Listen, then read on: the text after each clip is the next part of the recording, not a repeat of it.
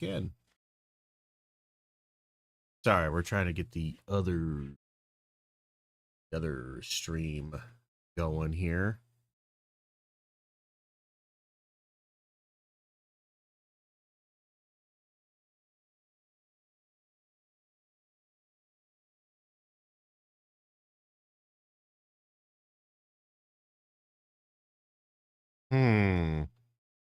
Again, it's hard for me to see exactly how well this is working.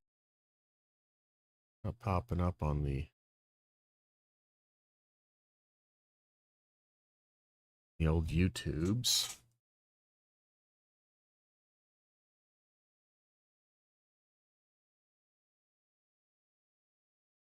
Sometimes I hate all the Oh, I think we're finally live on YouTube. We good? I think we're good. Let's see. Let's check some.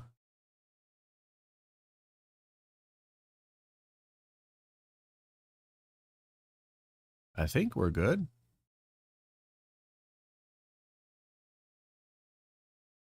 We are good. My word. What about this? I think this one's good.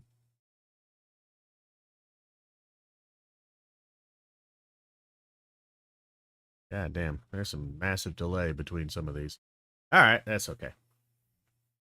That's okay. We're fine and dandy. There's like a 20-second delay or something going on here. All right. Well, we're going to do it again. We ended on, sadly, Thursday without having finished the Charlie Kirk surrounded review that we were doing, which is too bad. I really didn't want to start the week with Charlie Kirk because I hate him. I hate him a lot. But maybe we can bang through this quickly. To some degree, we still have like an hour left on it, so that sucks. That sucks a lot, actually. We'll see how far we get, because honestly, Charlie Kirk is beyond bad faith. Like, he is like an evidence against rational discourse, as far as I'm concerned. Because he is so bad faith, so biased, and so absolutely ghoulishly awful that I really don't. He's one of the few people that I would say he starts pushing the boundaries of, should we actually have rational discourse with this person, or should we just kind of throw him to the wolves and never ever speak of him again? Lock him in a cage like an animal. Bit of hyperbole there, of course, but he's a pretty vile little man. All right. So let's do this. Let's start Charlie Kirk. He's on his second proposal, partway through it. College is a scam. Sadly, I'm not sure how well this is going to work necessarily. Because they're going to be fairly charged, like I am. It is unfortunate having to debate somebody who is as aggressively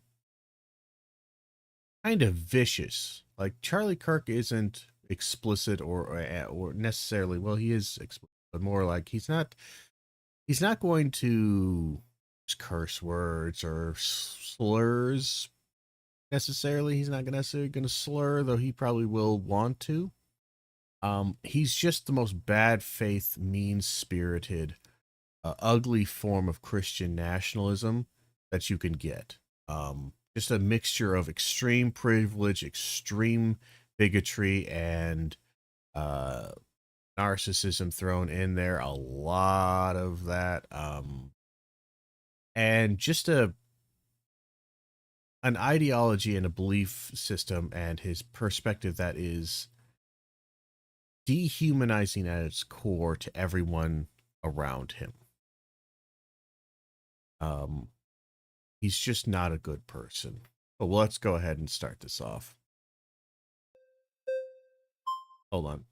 Make sure we got full volume. Make sure we actually got everything going. I think we do.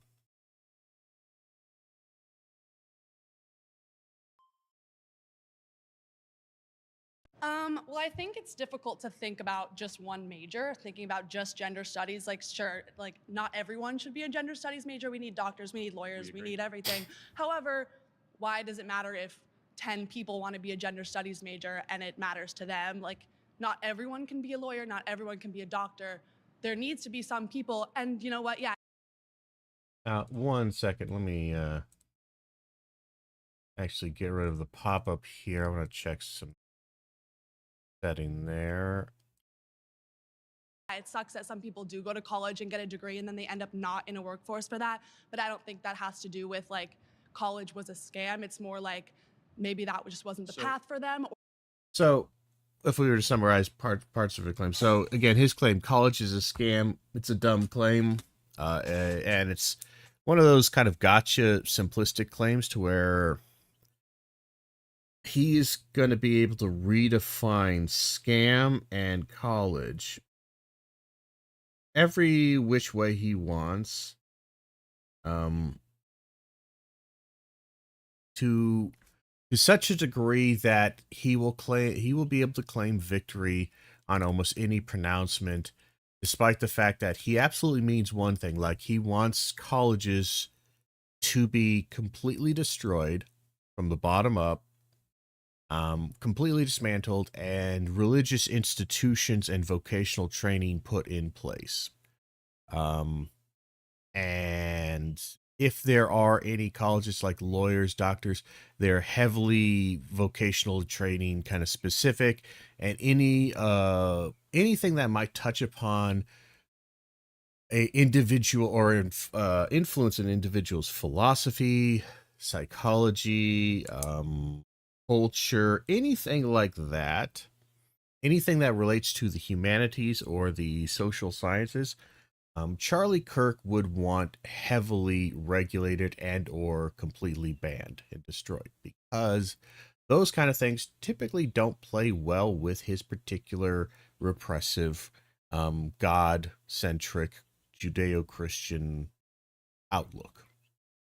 Because Judeo-Christian kind of outlook, the Christian nationalism places Christianity as the primary cultural and or social monitor. Now it doesn't monitor, like, again, the healthcare thing. So that's where we need the doctors and some legal things. Obviously, we need some people who are slightly trained in legalities, though many of them might go back to, honestly, just go back to religious. It might be kind of this weird priest slash lawyer thing in his ideal world. So college is a scam. We could go across the board and say it's dumb. Now, one of the things he's going to talk about, I think he talked to somebody else previously about college being a scam, but again, this relies on the meme of underwater basket weaving, gender studies don't get you a degree, and what do you call a barista at your local coffee shop? You call them a PhD student kind of thing, in gender studies or literature or something like that. He's going to rely on that. He's also going to rely on the fact that the vast majority of his fans, and a good number of them, never really went to college, or if they did go to college, they did well enough. They went into some tech degree or communications degree or business major degree, and they want to have it both ways. They know their college was valuable and they got something out of it, but they also love memeing and shitting on college students because they are more liberal.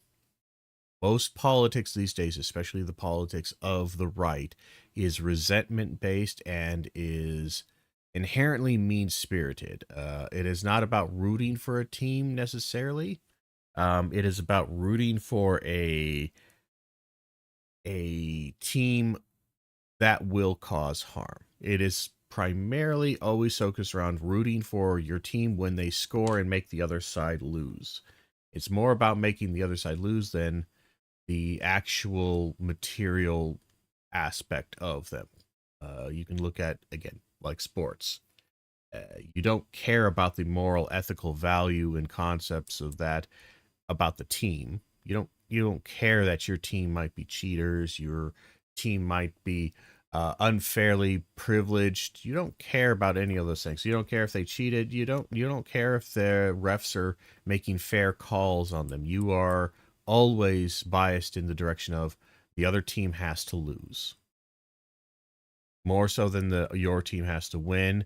Its primary focus, the other team has to lose. So that's the politics of Charlie Kirk in a nutshell. So this whole college is a scam, relies on resentment of young people, middle-aged people towards college being expensive, college being difficult, college requiring things of you that are not immediately easy to, again, process, understand, and ultimately it just relies on ignorance.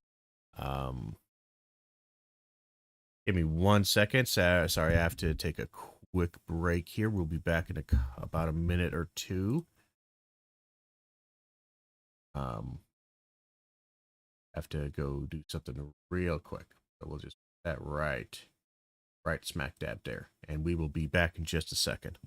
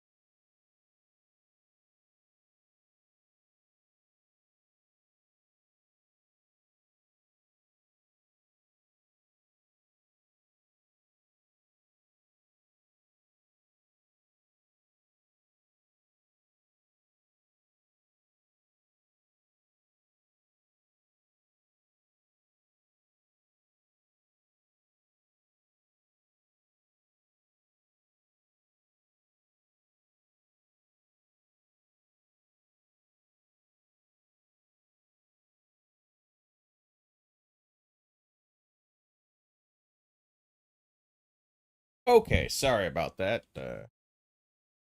Had to take a quick restroom break, and you're back now.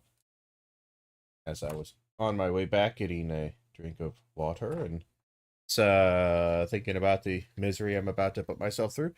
Just wanted to remind people out there for who might engage in the streaming themselves, who might just engage with streamers and the commentary debate community.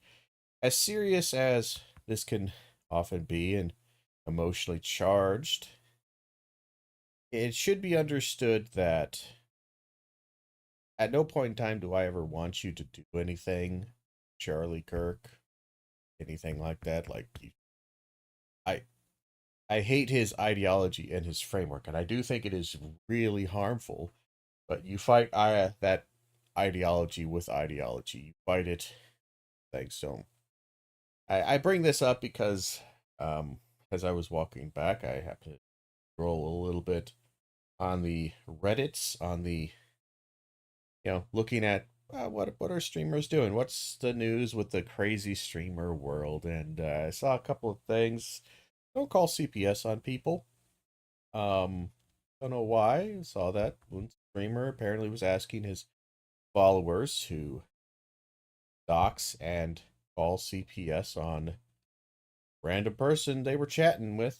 Kind of fucked up, kind of weird. Really recommend not doing that. Sounds like a really quick and easy way to also lose your channel if you start doing that, so don't.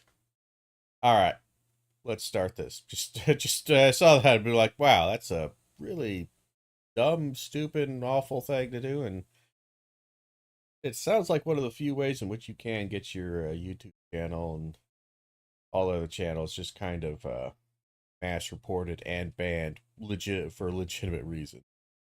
But all right, let's listen to Kirk's response here. So she has put forward what is wrong. And it's not necessarily a great argument. It's basically saying that if college exists and people want to study these things, what is wrong with that? Some people will study and go for doctorates in medicine, and they will go in for all these more financially viable things.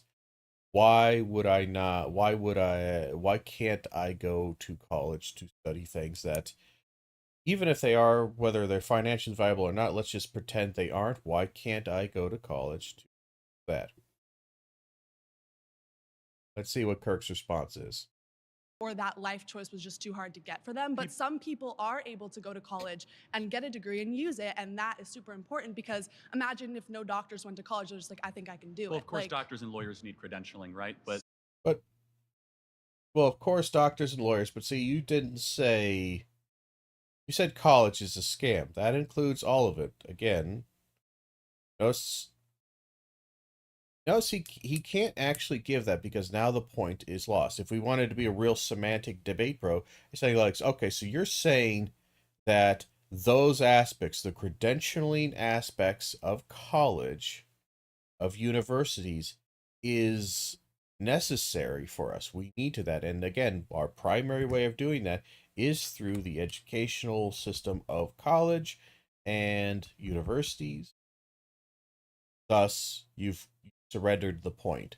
It's not all a scam.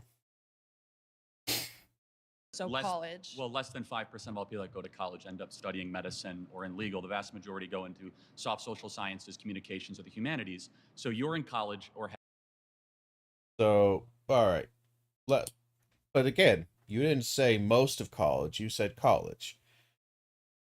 This is where, again, if you wanted to be real annoying, but debate her, if you're going to be a semantic dick about things, as Charlie Kirk is, be right back. You're saying, oh, only 5% of people go in for those degrees. Well, then that means that 5%, you said college is a scam. That is a totality statement. You didn't say most of college or major aspects or social sciences in college or social studies. You didn't say any of that. You said college. The entire concept of college. People usually use college as a catch-all term for any higher education or universities. They flip-flop between the two. So you indicted the entire institution as a scam, but then you say 5% of it is absolutely necessary and or needed. Again, you can't have both. You have to qualify your statements. Have been, is that correct? Yeah. Are you forced to take classes that you think are a waste of time? Yeah, I'm for. Okay, You know what? hold on. So Okay, so I would immediately never give this. This is the difference between being a student mindset versus a academic mindset. So I actually desperately disagree with her, and I know that Charlie Kirk is relying on that sentiment. That sentiment is held by a lot of young people, is that they are forced to take useless courses. I would immediately respond, there is no useless course. There is no useless course. And there is no way for Charlie Kirk or anyone else to prove the utility or lack thereof of any course of study. None. Because if he somehow were to say there is no utility in that, in many ways you can make this almost a anti-theistic statement. It's like, look, you can't tell me definitively that there is any utility in having faith or belief. You could point to a couple of half-assed studies, but then I'm going to point to the same kind of somewhat um somewhat problematic self-report studies and stuff like that about happiness and success in life relating to having a liberal education. Just like he might point to, oh, people who go to church regularly are reporting happier, more community ties, blah, blah, blah. You can find the same thing with college and people who've gone through liberal studies. Much the same. So much so that you don't really see a lot of studies on it anymore. Primarily because it's not a particularly good question, because you get answers that you're not able to put in enough controls to really avoid or otherwise avoid overlap, or be able to confidently say this is the answer, this is the cause, anything like that. It's more just very much corollary evidence, and so there's still studies on this and stuff being reproduced, but oftentimes that's why they don't spend a ton of effort really focusing on that. Some parts do, I suppose, but not a ton. So again, my issue right here, the issue I would have again as a former professor, is that this perspective of, are there useless classes? Again, useless for what? Use is more often not a determiner or something that is determined by the person, not by the course material. It is only useless because you did not choose to and or failed to utilize it. Moreover, it is only useless. In fact, I would say most classes are not useless because no matter what, use them. You use your experiences, the knowledge, things you gain in there, whether consciously or unconsciously, use all aspects of your education throughout your life. Sometimes you use more or less at various points, but no matter what you kind of do, use it. So again, and because we don't know the perfect combination of all classes and the exact class that will produce a good citizen and knowledgeable citizen, both knowledgeable in technical fields, but also knowledgeable in emotional, social, and cultural knowledge, relevance, and acceptable forms of behavior, whatever you want to see it as, like downstream from that knowledge, what behaviors come about from it. Because we don't have a perfect solution, but we have a general understanding. That's why you have your general studies, your gen eds, general education. That's where you get a lot of your non-major specific courses. You get your electives in there, stuff like that.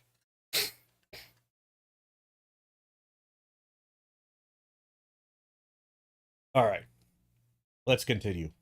know that they're taking your money and they're forcing you, that they're a waste of time. That's kind of scam. You're taking money and they're forcing you. They are not forcing you. That is not a. They're taking your money and they're forcing you to take these studies. No, because this misses the first major part here. Is you are not required to go to college. You're not required to go to college. You made a choice. You want to go to college, you go to college. That's the thing. You want to go, you sign up, and you start going to college. You don't sign up and go, yeah, but I only want these aspects of college. No, you signed up to go to college. It is a package deal. Now, you may not like it. You may not like this cable package. Then don't sign up for cable. You want vocational training? Fine. You can find vocational training outside of college. Oh, but I want to do it in mathematics and all this stuff. It's like, look, all of those things, we have done this for a very long time, and you don't get to just throw out aspects of it that you don't like or pick and choose. Sorry, you don't get to pick and choose. And quite frankly, I've seen students who have managed to pick and choose their way to a degree or something like that, to where they only wanted to focus on the STEM major, the math major stuff, and they were able to bypass a lot of social studies stuff, or for a long time, until they were kind of end up again. Yeah, they were. You want to get your degree? Look, you need to do these things, and they finally, all right. Sorry, my nose also got stuffed up. Finally, they started taking social things. Here's what I would note about that student. Is that they were one of the dumbest, most ignorant, poorly thought out, selfish, somewhat bigoted individual I've ever come across. For their age group, it was remarkable how kind of dumb they were. They were somebody who absolutely would watch a Charlie Kirk and a Ben Shapiro and love everything they say, because they don't really actually know any degree of philosophy. They don't know how and why they think the way they think. They don't have even the beginnings understanding of epistemology and interrogating their own epistemology. They just kind of always assumed they were right about all of their cultural, social, and or psychological, religious, philosophical, whatever you will, thoughts. They just always thought it was correct, and they never ever really thought to question it. They were a very strange person to talk to. Very strange. In many ways, weirdly underdeveloped and sheltered. Like, again, they were kind of selfish and somewhat bigoted, but it was a weird bigotry to where you understood that it's like, wow, you are emotionally stunted. Like, you're 21, 22 years old, and yet I swear to God, I'm talking to a 14-year-old. Maybe. Like, I'm talking to somebody who I'm genuinely uncertain if they are like competent to stand trial, kind of thing. Like, anytime you're having a discussion, they like about anything, just the way they talk about it, they talked with such a certainty that only comes about from childhood, from just a deep-seated immaturity. And that's kind of an important aspect of the social sciences, is whether you agree or disagree with the science or with what the science is talking to you. The necessary thing you must learn is the interrogation process, whether you call it the scientific method or just general critical thinking, however it is. That's kind of the thing that the sciences, that the whether it be the chemistry, biology, math, whatever, they don't teach particularly well. They do to a certain degree, but because they focus more on the material world, they really don't focus too hard on how you understand the material world, the individual, the psychological, the perspective, the subjective, experience of that material world. Again, they do. I want to just disparage them, but it tends to be less emphasized. And because again, you have to spend way too much time trying to teach them just the basic, whether it's chemical, biological, mathematical principles and things, shit like that. It takes too much time to do that. So there's kind of a buddy system. The social sciences marry well, the social studies marry to the gaps that are required and necessary for science to have meaning. And science gives a solid material grounding for the social sciences to have purpose, perhaps, or an objective reference point. So they both are necessary and they both feed off each other and support each other. And again, depending on where your interests lie and your own proclivities, you might see one side as completely useless. But I'm going to tell you right now, I have seen students who go through these kind of things and they all say, "Oh yeah, this is totally useless. I hated this thing." And then I'll hear them talk about subjects and topics and they'll make references or talk about them in a way that clearly shows an intelligence and an understanding of the subject that they did not have prior to this coursework. They just didn't. Because, like, their opinions change, and they'll just say, well, my opinion changed, just magically, miraculously. I figured it out. I realized that this was wrong. My internal question always is like, okay, well, dummy, do you think that just came out of nowhere, or do you think that kind of partly came about from the natural self-respective self-critique that one you learn from social sciences and the soft sciences as they call them and the humanities, and also you learn bits and pieces of information that were retained in there that exposed your initial ideological position as incorrect because it was incongruent and otherwise nonsensical. Didn't make sense. It just doesn't actually work with any of the other values, and you had to modify internally or just not even consciously realizing that you are actively modifying based upon the fact that you were forced to examine X, Y, Z. So again, I just the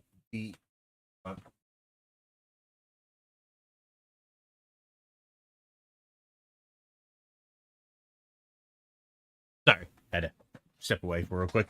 All right, just the inability again. Charlie Kirk and people like Candace Owens, again, they rely on ignorance. They are ignorance peddlers. They are dope peddlers to the ignorant.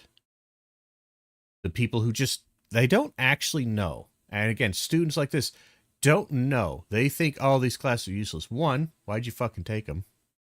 You don't actually have to take. You have so much freedom in what courses you can actually take. It's not like you have to take this gender studies thing. You can. There are oftentimes dozens of different programs that all have the same. Oh shit! What do they call them? There's an acronym for it. But basically, you have to take some degrees of courses that are like world studies, cultural studies, and they'll often tell you like this course, not qualifies. What's the word they use? I always see it in my head. It's another like basic little corporate word, but basically this course qualifies for your A, B, and G. Like your arts, your like it's ACG or something like that. Your arts, your culture, and your global studies course. So you always have to have at least courses that cover a broad range of things, and you could choose all kinds. So there's again the utility of the course, even just on a fundamental level, is ultimately up to the student and not necessarily dictated by the college. It's all useful. You just didn't utilize it. Miami, right? Oh, I think that some Ooh, classes some. So you have to probably go in debt, right? depends. Okay. Are you on going what No, notice that's a weird thing. Like some classes, I mean, his argument is weird. That's a weird. We'll just stick with that. So he first says college is a scam. She says no, colleges are good. Blah blah blah. He then says you have to take any useless courses, and then she says, I suppose, yeah. And they're forcing you that they're a waste of time. That's kind of they're forcing you to take these things. So they're forcing you to take useless courses. That's a waste. Equals scam. scammy, right? Oh, I think that some classes. Ooh, some. So you have to probably go in debt, right? What again? This fucking smile. This weird shit-eating grin he's trying to do, but my god, that is just terrifying. Fucking jack-o'-lantern looking motherfucker. So scam. Again, if they force you and it's a waste of time, again, we covered that a little bit, but that you have to go into debt. Do you? Nothing about this. No, he's jumping around here to where like, oh, you have to take these classes, so that means you have to go into debt. Well, are you going into debt because of those classes, or are you going into debt because you had to take a lot of math courses for your math degree? Oh, well, no. Those are useful, but so you still might have to go into debt, even in your perfect world where, oh, you only take the courses that are useful and you don't take any of these courses that make you question my ideology and my right to tell you what to do in culture and, all that. That's just liberal nonsense. You can still go into debt. There's no, why would you not go into debt? What's the mechanism that would stop you from going into debt for these courses? What's the mechanism? Oh, well, I'm not taking as many credits. So that doesn't mean you're not going to go into debt. Again, the cost and the debt of college has nothing to do with the coursework or even the course load. You can whittle it down to where, again, Charlie Kirk's world, you only are allowed to take 4 courses. And once you're done with them, you're done with college. One is a math course. One is a science according to creationist and or Christian course. One is a religious Bible studies course. And one is a etiquette course for being a good Christian boy and girl. And those are the only 4 you need. Nothing is preventing, again, those courses from being, $5,000 each. So it's like, oh my God, my tuition's $20,000. I'm taking 4 or 5 courses, or it's, I'm taking, maybe it's, more like $8,000 for a state school, or, 6,000, 5,000, whatever. I don't know. And I got to do that for a bunch. It would cost me like $100,000 to get a degree. Well, then, like, nothing prevents it from like, oh, you only need to take 4 courses. All right, so each one of those courses is going to be in a 2,500. I'm sorry, or 25,000. You're still in debt. You just got less. There is no mechanism in this jack-o'-lantern head that prevents that from happening, because the cost of college has nothing to do with the material. It has to do with, again, the capitalist supply and demand and or focus on that. So college isn't a scam. Capitalism is a scam, and capitalism makes everything you participate in somewhat scammy, including but not limited to college. But again, he is a somewhat libertarian, pro-capitalist Christian nationalist. Again, think when you actually think about these things, just like Candace Owens, this doesn't make any goddamn sense. Again, he's leaping on all of these conclusions, and again, the student, this person, should not just be suspicious, but basically force Charlie at every single point. No, you have to tie this to that. You have to show across the board that these things are working, because otherwise, this shit doesn't work. Depends. Okay. Are you going into debt? No. Okay, well, that's good. I picked a school that actually offered me a scholarship. Oh, and so I someone picked a else is school paying that for your was good. college. Oh, so somebody else. Notice, again, when I say that resentment, I want you to really, really take it to heart that is the core of all conservative ideology now. I wish it was the values of Christian or like good American values or whatever, because I could almost respect that. I can't respect pure resentment. Oh, so somebody else is paying for you, or saying, yes, the college. And you know what? Lots of things in society are paid for by other people. That's kind of the thing. That's why we, you only give it those scholarships to people who are worthy of it. Whether it is because they are worthy, because they've done very well, and they are destitute, or they're really worthy and they're making a promise. Again, you can go to college and get tons of grants if one of the things you want to do is like it's the, what is it called? Teach for America, I think.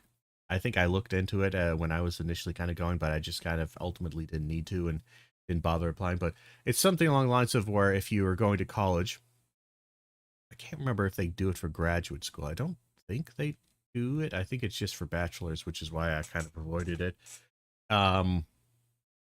You go to get your bachelor's, and Teach for America is this big organization, does lots of funding and whatever, and they will give you money to go to school and get your degree. But there's the promise is that after that, you need to go into the teaching sector and teach for a certain amount of time. They'll help place you into a school so that you can teach and follow your obligations of this kind of grant. But that's the aspect, is grant's not just free money. Grant comes with strings, but he wants you to be resentful of anybody who gets something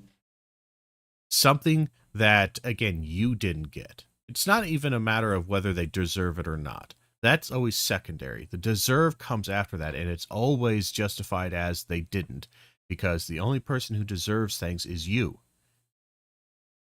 This is Charlie. Again, if this sounds convincing to you, or if you dislike the idea of, taxes and take my taxes given to these welfare queens or these people who are just sucking us dry, again, understand this. That is, you have zero moral and ethical standing to have that belief. The only reason you have that belief is purely out of a spiteful, anti-human, anti-social, anti-community sentiment that is absolutely put forward by Charlie Kirk. Charlie Kirk is an agent of chaos.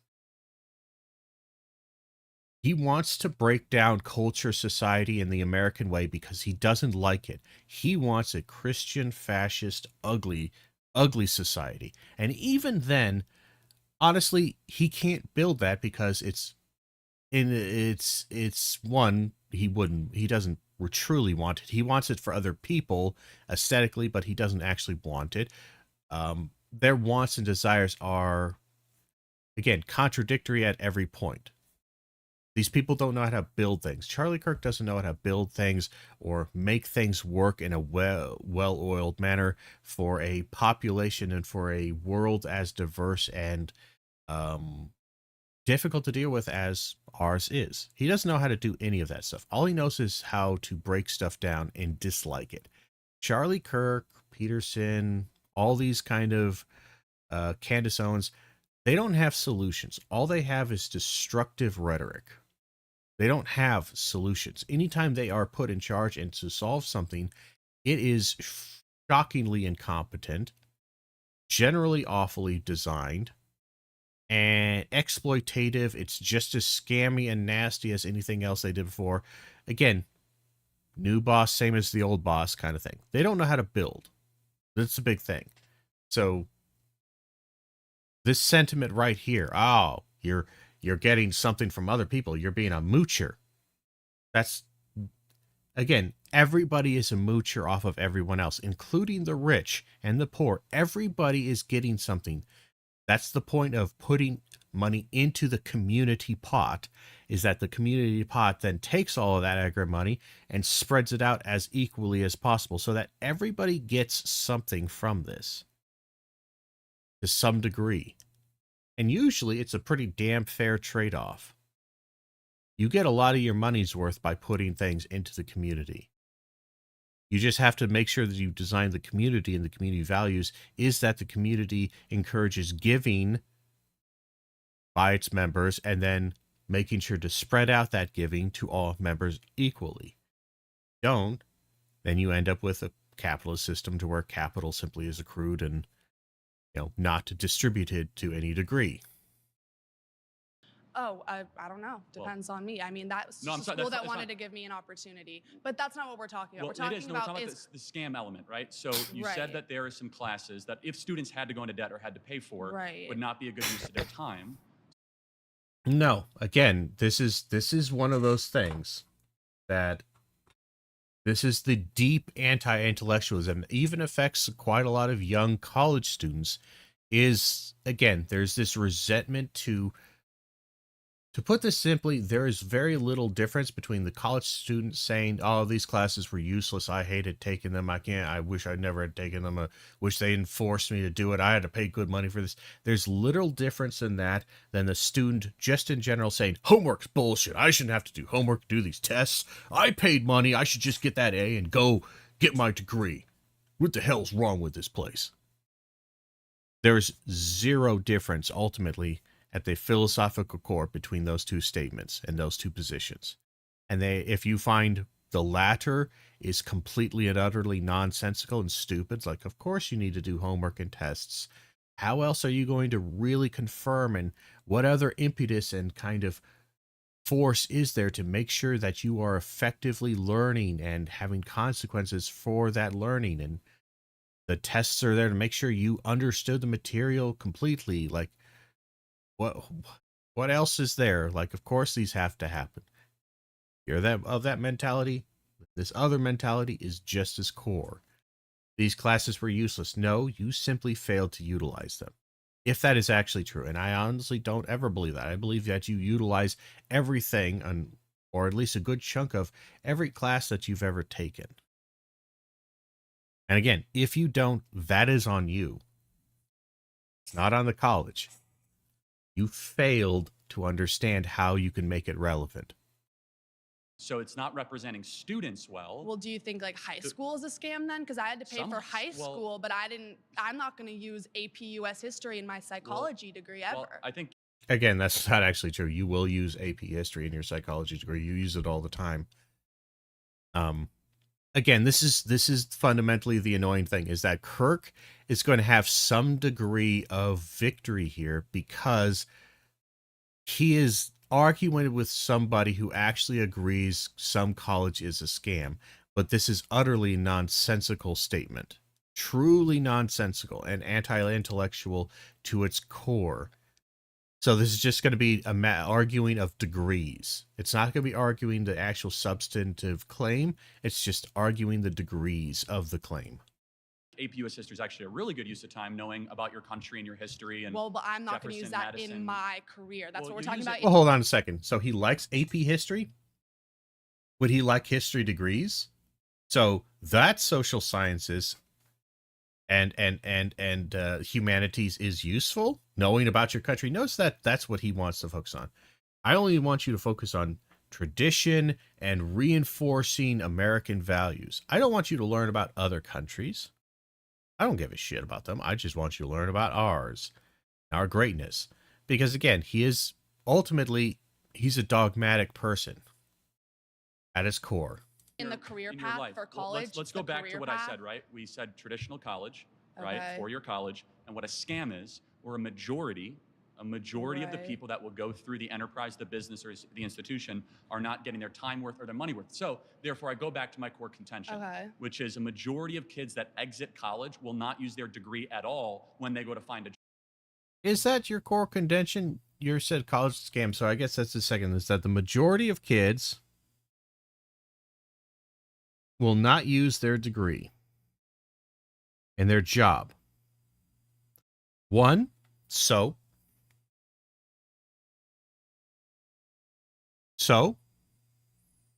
the majority of people will not use their Bible and the Bible in their jobs and the studies that they have in the Bible and even the lessons that they learn. Now, if Charlie Kirk says, well, no, hold on a second, you're going to be using those lessons all the time. Or he says, well, that's not the purpose of that. The Bible's not to be a job studies thing. See, notice you break that down, you realize, oh, this is just you pissed off that instead of reading the Bible, they're reading about social sciences. They're reading about psychology. They're reading about histories that's not just American history. They're reading about stuff you don't like, because it might lead them to a more holistic understanding of the world rather than just the dogmatic, prescriptive aspects of the Bible. Dishonest. Job. But if you ask them, do you think college was a scam? I don't think majority of them are going to say yes. Some of them will. Some of them are going to not everyone who's being scammed actively knows they're being scammed. People still buy erectile dysfunction drugs off the internet. Again, the irony of, again, a Christian nationalist who was, again, the big thing is like, okay, do you think religion is a scam? Because the vast majority of it, like, again, what do you get out of it? Do you use it in your day? Do you use it in your work life? Your basic day-to-day life? Not really. Only in the most basic of sentences. So honestly, as long as they've barely been introduced to some basic Christian ideology somewhere during their high school, then again, they should never have any Bible studies. They shouldn't even be practicing religion at all, because they don't use it. Their day-to-day. Again, notice, again, he could only do this in this very tiny, tight little area, and it only works as long as you don't think about it for longer than 10 seconds. And they get okay, scammed. That's their own personal choice, though. Of course people have choices to be scammed. I'm not saying they don't have a choice. I'm making... Notice, again, he keeps saying they have the choice to scam, but, like, again, the fundamental thing is, and this is why this is failing, this word here, this scam, it's the weakest part, but again, he relies on young people's prejudice against having to do studies. An observation analysis of the institution. For example, Flying Spirit Airlines, kind of a scam. Okay. Should be shut down. There is some, yeah, kind of agree. There are some things in life we have to take a step back and like, oh, the consumer is not being well served. You want to shut down a bunch of majors in colleges that you think are scams? No, I never said that. So what would your proposal be to fix the scam of college? There is no proposal. I'm simply the content. Wait, what? There is no proposal. I'm simply making a... Then no, see, that's utter fucking horseshit. There is no proposal. Then your statement has absolutely no meaning and should not be uttered.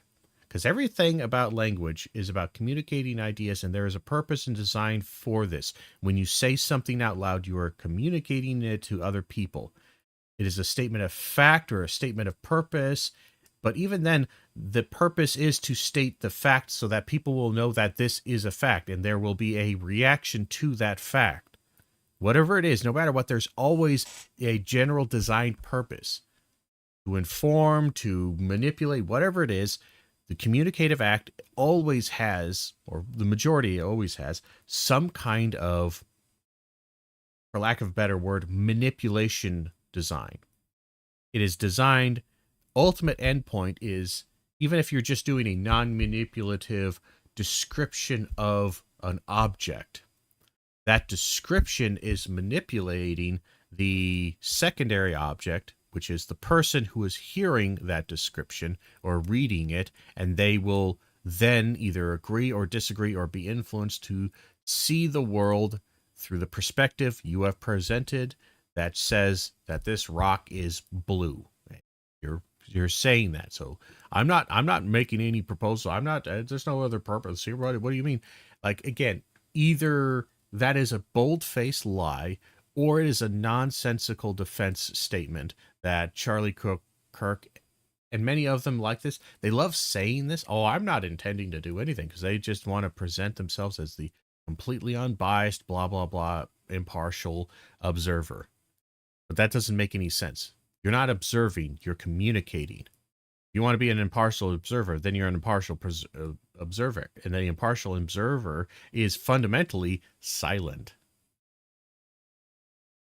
It's the only way to be impartial. Is college is a scam. So then what's the point of that statement? To get you to agree. But like, what would that do? Like, what do you want to fix in college? Yeah, to get you to agree. For what purpose? Oh, I just want you to agree. Okay. But like, either either this is utterly useless and the most debate pervert bullshit, and it's utterly dishonest. Okay. So then ultimately, scam is meaningless. You have put a lot of emotion and concepts into the scams are bad. Like we agree that it's kind of scammy. Scam is not a neutral word. It's not some just basic descriptive word. There is intentionality, or there is a response to this.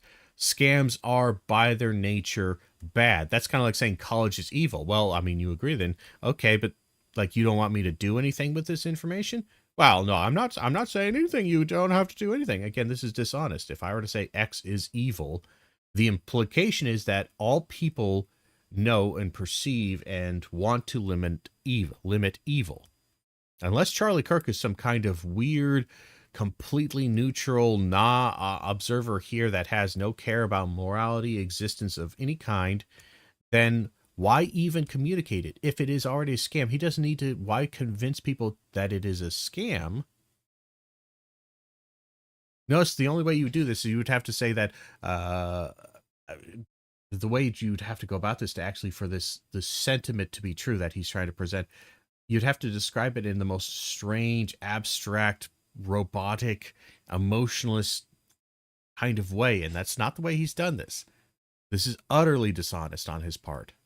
No, that's going to help it not be a scam. We can get to step interval 2 as long as you can agree that college is a scam. No, because not for everyone. For me, I'm using a degree that's going to help people make better. What are you studying? Psychology and criminal justice. Okay, so and it's being paid for by somebody else, which is fine. That's good. So No. This is fine. This is good. You literally said before she was getting it for free, but now that you know what she's studying, now it's awesome. Okay, again, bullshit. Psychology and criminal justice. Do you absolutely need to get a degree to be able to get into this? Like you do? Yeah, I mean, like I could. Yes, I love. And honestly, do you know what the other thing is what he's feeding on? Why this might be appealing to kind of the younger, I would even say younger men. I hate to say this about men, but younger men. There's a problem with young men of judgment.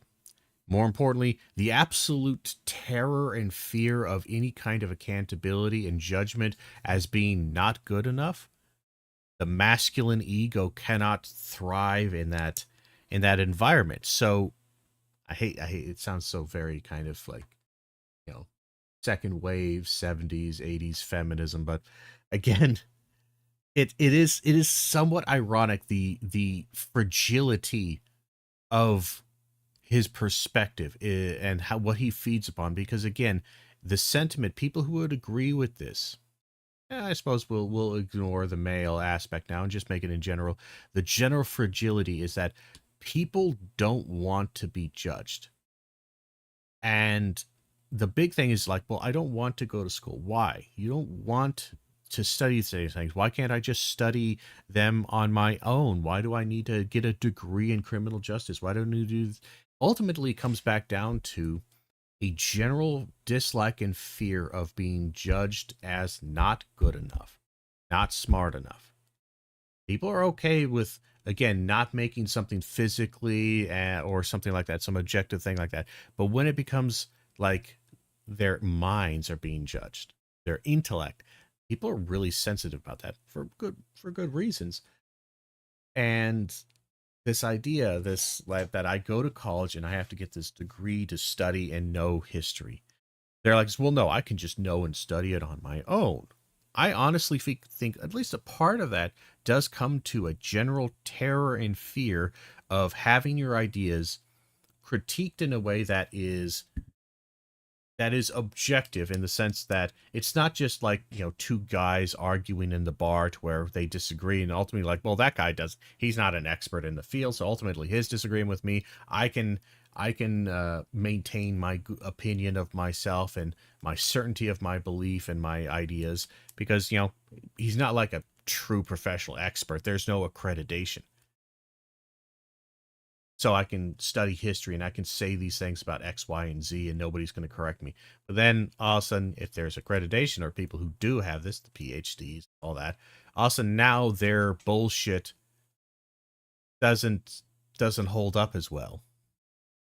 I genuinely feel like, again, that beyond just the immaturity and all of the rest that we've discussed that Charlie Kirk relies on, I think that also is another aspect, just the general dislike and fear of having to have your ideology questioned, interrogated, and even maybe proven to some degree false or otherwise illogical. You were found wanting. Guess study it all on my own, but it's just like makes more sense to go and have all these experience. I'm getting like wonderful experiences, internships all through my college. So the that's only helping people that me get go through it. internships No, go to it's college? just that this is a pathway Again, that's this is really such a helping me. So, you know, there's literally just jumping on every single, because again, this is such a weak point of his, even though she's not even putting up that much of a fight. This is such a weak point that he is jumping on any and every half-ass thing. Oh, so only people who get internships? No. Okay, well, let me drop that and move away. Because again, he's trying to find anything that devalues or tries to go back to this college is a scam thing. There's 11 million jobs open in the country right now that don't require a college degree. Okay, then the people who want those jobs can go get those jobs. I am not one of those people. Do you think we push too many kids into college? Do we think? And again, this just relies on this kind of feel. Too many. What is too many? Too many compared to what? What is this field? What's too few? What's too many? Where is this baseline? Notice there's no way to instinctual. This is, again, just kind of some gut instinct, instinctual, ultimately unintelligible and just nonsensical statement. There's too many. Too many. What is too many? Is a million too many? Is 100 million? More importantly, like, again, where is this sentiment coming from? There isn't enough resources? Is it too many based on the resources? Is it too many because we aren't getting other people in other jobs? Maybe, like, what is this too many? Now, I could probably have some degree, I could probably make some argument about too many. But notice, again, he just, like I could say, some people are being thrown into college that don't belong there and or shouldn't go. And they're doing so not because college is a scam, but because capitalism is a scam, and they found a way to milk people for more money to some degree, and colleges, for good and evil, went along with it, mostly administrators. Like most professors, as long as they're getting paid a decent wage, they don't give a shit how much college costs. They don't give a shit. Like, you ask any professor anywhere, from Harvard to a U.S. state school to a small community college, hey, should you be paid more or less? And most of them probably say paid more, because the pay for most of these institutions kind of sucks for professors, honestly, for how much expertise is required. It really is bad. But they say, oh, maybe more or less. All right. Do you care how much tuition is? 99.9. In fact, the vast majority of them are probably going to say no. In the sense, like, and if they do say, yeah, I do, they'll mostly say, do you think it should be cheaper? Like this? Yeah, I suppose. I mean, as long as it doesn't damage the institution. Like, the only reason why they might say, I don't want to get in too cheap, is because they're like, well, we need that funding to, like, pay the bills, keep the lights on, and pay for research grants so that we can study medicine and do all these important studies or whatever. But if they say, well, that's not going to change anything, like, let's just say the funding stays the same, but tuition goes down or up, like, or goes somewhere. Do you care? The Muslims like, no, I don't give two rat shits what it is. And if they do, they probably say, well, it probably should be cheaper. I'd be perfectly fine if more colleges and universities receive federal funding through taxes and state taxes and stuff like that, which they did back in the past, much, much more back in this golden era that every conservative refers back to. Again, taxes were higher for specific people, and funding for state institutions and schools and colleges and universities was much, much higher. we then opened it up to federal grants instead of like actual just direct federal funding. Instead, we opened it up and decreased funding for that for the institutions and increased indirect funding through like Pell Grant or the federal student loans. So instead of just giving loans to the institutions, we now made the institutions dependent on the students coming in, which made the students and made it more acceptable among administration to emphasize and be okay with everything needing a degree. So capitalism sees this and goes, okay, now I want all of these I want all these jobs to require degrees, because that means that the students that people will have to become college students, spending money or getting these grants and doing this and going into debt that they pay back, that eventually we can use this and create a new market, all that bullshit, blah, blah, blah, standard capitalist exploitation crap. It's a long and complicated, but ultimately fairly simple process. But you ask any professors, any people who actually do the material stuff, if funding for your school and like you didn't get any less money and you still had the same amount of money, but tuition went down to like $100 a class, would you give a shit? I think basically like it's 100%. Almost every single teacher would go, why would I fucking care? I don't care if my student is a poor student from fucking Alabama or some rich hoity-toity kid that grew up in some massive farm in Idaho or some shit. I don't, or some inner city youth from New York. I don't give two rat fucks. My focus is on the material and the integrity of the knowledge and material and spreading that to future experts and or college students. Other than that, my interest is limited. We're going to take a short little break here. We'll be back in just a second.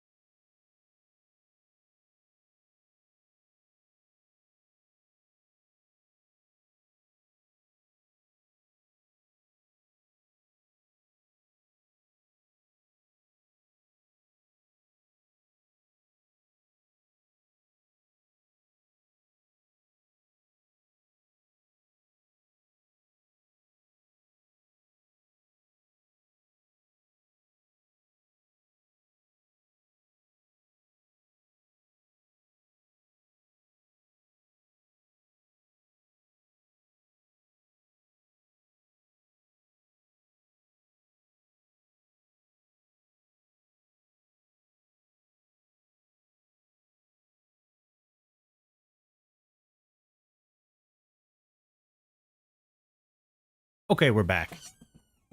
Apologies. All right. Let's see if we could get a little bit farther in here. But it's just almost every single statement, kind of by both of these, needs some comment. But we'll try to work through this. No. Okay, so the national graduation rate is 59%. If I ask the room, everyone would agree that they know some people that went to college that did not graduate. Yeah. So, again, this is kind of that weird. I was just saying, wanted to let him talk, but again, I want to stop this and again preface. What do we think about this idea? So, okay, people go to college, and some don't pass. That means that they're taking on debt for courses and classes that they can't use. Ergo, it's a scam. Blah blah blah. It just. Again, none of this has to do with college. None of this has to do with universities or degree programs or classes or courses of study, even though he wants to paint that with a broad brush. All of this has to do with, well, that only matters if it's really expensive. And the only reason it's expensive has nothing to do with the coursework or the ideology or anything like that.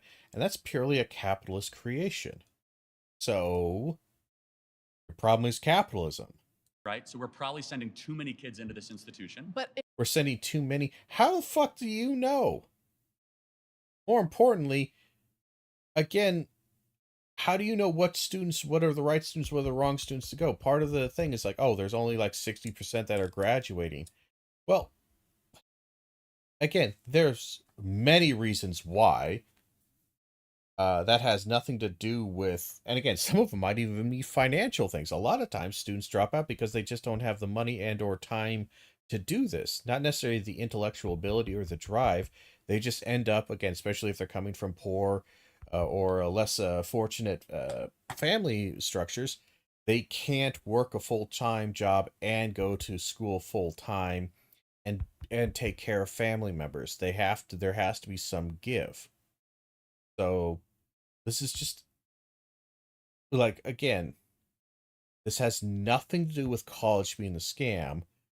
It has to do with, again, capitalism has made college a scam. If you said that, I might even agree, because then you're basically saying that the scam aspect is based to capitalism, not college. And nothing. Why even bring up useless courses? Oh, well, they have to take these useless courses. They get in debt taking the useful courses, you asshole. If they might have been able to do it, then like, why is it not worth it to try and to push yourself to get a better education and go further in your life? Leaving with debt's a bad thing, right? But some people are able to work through. Yeah. But that's also, aren't you also a free market capitalist? Like, people have the right to choose to buy these products. They chose to take the shot. They leave with debt. They got to pay for it. You're a big personal responsibility kind of person. Now, all of a sudden, you're this kind of weird, I don't want people to take on this debt. And again, notice it's, instead of fixing the problem, it's always just blaming the individual or trying to destroy something. There's no fix here. There's just bitching. That, and it's like of course an some people opportunity are. thing. But when an institution is multi-trillion dollars in scale, involves 23 million of our citizens every 4 years, and is not actually bettering the country. For example, what the fuck is all one? The size of it doesn't matter. The number of it, again, none of that mattered. All of those things, up until that last comment, none of those things have anything to do with anything. Something being big or small has nothing to do with its scam nature. 23 million of our citizens every 4 years, and is not actually bettering the country. Again, not actually bettering the country. Again, this is from his perspective, extremely narrow, because again, how do you know it's not bettering the country? In fact, I would suggest that it has been bettering the country across the board for many, many, many, many, many, many decades. Part of the reason why we are the society that we are is because we have become, on average, considerably more highly educated or higher education than we were before. He doesn't like it because, again, he likes people dumb, ignorant, and only able to read the Bible. Like, again, you never proved. You can't make that statement. You have not proved at all. That would be part of college is a scam because it costs too much and also it doesn't provide value. But you haven't proved that at all. For example, if college was so great, we would see incomes going up for Gen Z and millennials. That has nothing to do with college. Oh, we would see incomes going up for Gen Z and millennials. Motherfucker, your ideology and your economic policy is the reason why we don't have and we aren't seeing that. Again, the conservative game plan, they create the problem that they tell the world that there's a problem. They then create the conditions that produce that problem. They then bitch and complain about those who are trying to solve the problem because they're in power, or like they then say just inaccurately, this is the cause of the problem. People believe them. They destroy the thing that's actually working against to solve the problem so that the problem gets worse, so that then Republicans can continue saying, haha, see, we were right. The problem is terrible. But then people forget, like, wait, hold on. You said this caused the problem, and then we destroyed that, but we still have this problem. Yeah, but see, no, it's way more complicated. Go back to reading the Bible. Millennials, we'd see more people able to own homes. Okay. Kids wouldn't. Just dumb horse shit. I'm telling you, this is so ableist what you're doing, by the way. I'm telling you, right? Hello, what's your name? Fuck off. Again, nothing pisses me off more than people using words and phrases and or especially concepts that they do not have any value in and actively mock at every single point in turn. Alize. Nice to meet you. Okay, so let me start by saying, well, first of all, you said we're sending too many kids to college. Who's sending them? Who's forcing them? Guidance counselors, parents, community. Are they forcing them? Are they signing them up themselves? Hold on. Forcing. I never said forcing, but you can have nudge. You did say forcing. And multiple times we're forcing them to have debt. There's an implication that they were forced to go here. If they were forced to take on debt, they were forced to go there. Okay. Forcing are two different things. We also subsidize college through the federal government. So you guys get subsidized interest rates, right, scholarships, and loans. So the taxpayer is nudging students and gently and sometimes forcefully pushing them into college. And you would agree it is an expectation if you grow up in a upper middle class home to go to college. You would agree with that. So there's a societal cultural push. I didn't grow up in an upper middle class. So. Okay, well, but would you see it from there? Would you see how that argument is correct? No. I guess there might be a pressure, but no one's sending them. You're sending yourself. Well, of course. Well, we're all over the age of 18, right? Right. When you're in college, so you're sending yourself. Right. But that's besides the point. But let's be honest. I mean, that's a silly argument. Yes, they're technically sending themselves. I was just at Arizona State University move-in. Everyone had their parents there. They were co-signing on loans. They were there helping pay for stuff. Parents, the ones that are still checking in, they're the ones. So, yeah, parents are there to support. Parents are supporting. That has nothing to do. Again, you have to show that the parents forced them to go there. That largely subsidize their lifestyle. Hey, mom, can you Venmo me $3,000 so that I can go out and. Notice again, the way he talks about this is only, it's not even true, but let's just imagine trying to see how this is true. The irony is that, again, or not irony, I should say, but just kind of the silliness of this is how you can tell he's pandering to a very specific audience, which is ironic because the audience itself is probably closer aligned to the thing he's mocking here, is like, oh, can you Venmo me this? I mean, again, this is upper middle class. This isn't middle class people. This sure as shit ain't the lower class people who are doing this. I never asked my parents for fucking money because I knew they didn't fucking have any, and I didn't have any, so I just dealt with it.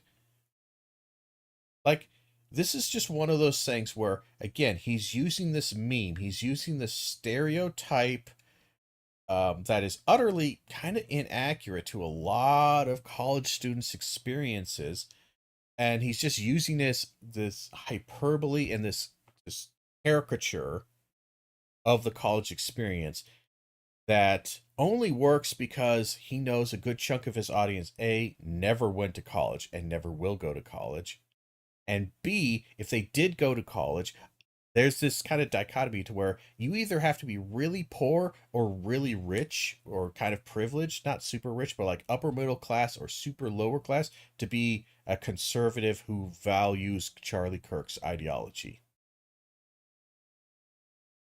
And again, just because you silver spoon up your ass dickhead were able to do that doesn't mean that the majority of students, again, don't get a ton of help other than maybe living with their parents, which is kind of like you could maybe see that as sport, but honestly, they don't get a ton of this babying. Oh, they're forcing me to, they're telling me to go here. Like the parents, there's some degree of truth about, society forcing them there, but it has nothing to do with college being a scam.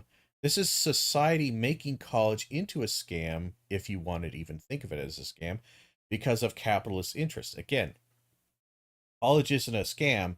Society around it has made it or otherwise poisoned it into being a scam. Extra night. Yes, of course, when you're 18 years old, you're the one signing. Colleges are not requiring prospective employees to have a degree. It's the businesses that are requiring prospective employees to have a degree. Colleges aren't doing shit. On the dotted line, but there's enormous pressure and nudging and cultural expectation that students go to college. Right. Okay. I think the problem here is that it's up to the person. You can't just go to college and expect to come out with a degree. You have to put the work in. You have to put the work in. You have to make connections. And some people might think college is just 4 years of partying and drinking and making friends, whatever. But you have to actually put the work in. And if you put the work in, you make connections, and you can find a job right outside of college. Well, no, not doubting that you can't find a job. It's just that 52% of them get a job that doesn't require them to get the degree. So here's a fact. 52% of college graduates end up in jobs where their degrees aren't required and are considered underemployed, according to analysis from the Burning Class Institute and Strata Education. I would be curious about these two organizations, but here's a couple of big things. One, that is kind of true in the sense that it's not, well, actually, it's mostly false. I would say it's mostly false. Why? Is because a lot of these jobs that these 52% of college graduates end up in, that their jobs aren't required, is that what they're kind of missing is more often out what this is saying is that their major is not required and or specifically directly related to the work. However, oftentimes a bachelor's degree is not only required, it may not be 100% required, but is frequently desired. Doesn't matter what the bachelor's degree is in. Some college and bachelor's degree get that. So what you end up having is where the job may not require a degree, but everybody's applying for it, including college graduates. They get in there. Oh, they're underemployed. Well, again, this has little to do with college being a scam and has more to do with society around it. But let's just ignore that for a second. The next thing is that even if your degree is not specific to the job you're in, or technically not required, businesses oftentimes very much want college graduates. And again, if you choose a job that is underpaying you, that's your choice. Again, we're going to ignore the capitalism exploitation line of thought because we've already said that a dozen times. Again, they chose to go for that job. They chose to go for that job, and like they end up in jobs where the degrees aren't required. Yes, but they will oftentimes. Well, there's 2 points here. Let's go on this one. 2 points because I thought of the second point because it reminded me. But one, many businesses want college graduates because they show that these college graduates have some degree of experience behaving in a professional environment in the sense that they can turn work in on time. They have basic reading, writing skills that are high level. They have experience in other fields. And again, just working with people, again, in that kind of professional environment, they are very well suited for working many of these kind of white collar jobs, even if they don't technically require a degree, or these kind of lower middle class, whatever you call administrative jobs.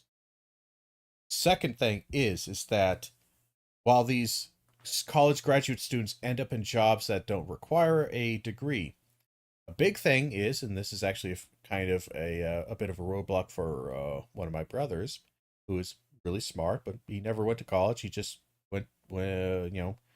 ended up going into the military, got out, got a job, and working up. He's now in managerial positions.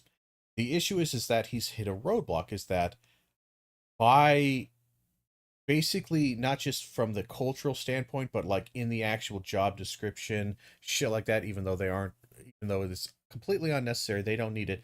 The job description for anything higher than his position requires a advanced degree. The sense of it requires some degree of associates and or I think specifically it needs a bachelor's degree. Doesn't matter what it is. It's just literally written into the little code laws, and nobody's willing to change it because there's a lot of elitist shitheads who you just need a college degree or an associate's degree or something, and he doesn't have that.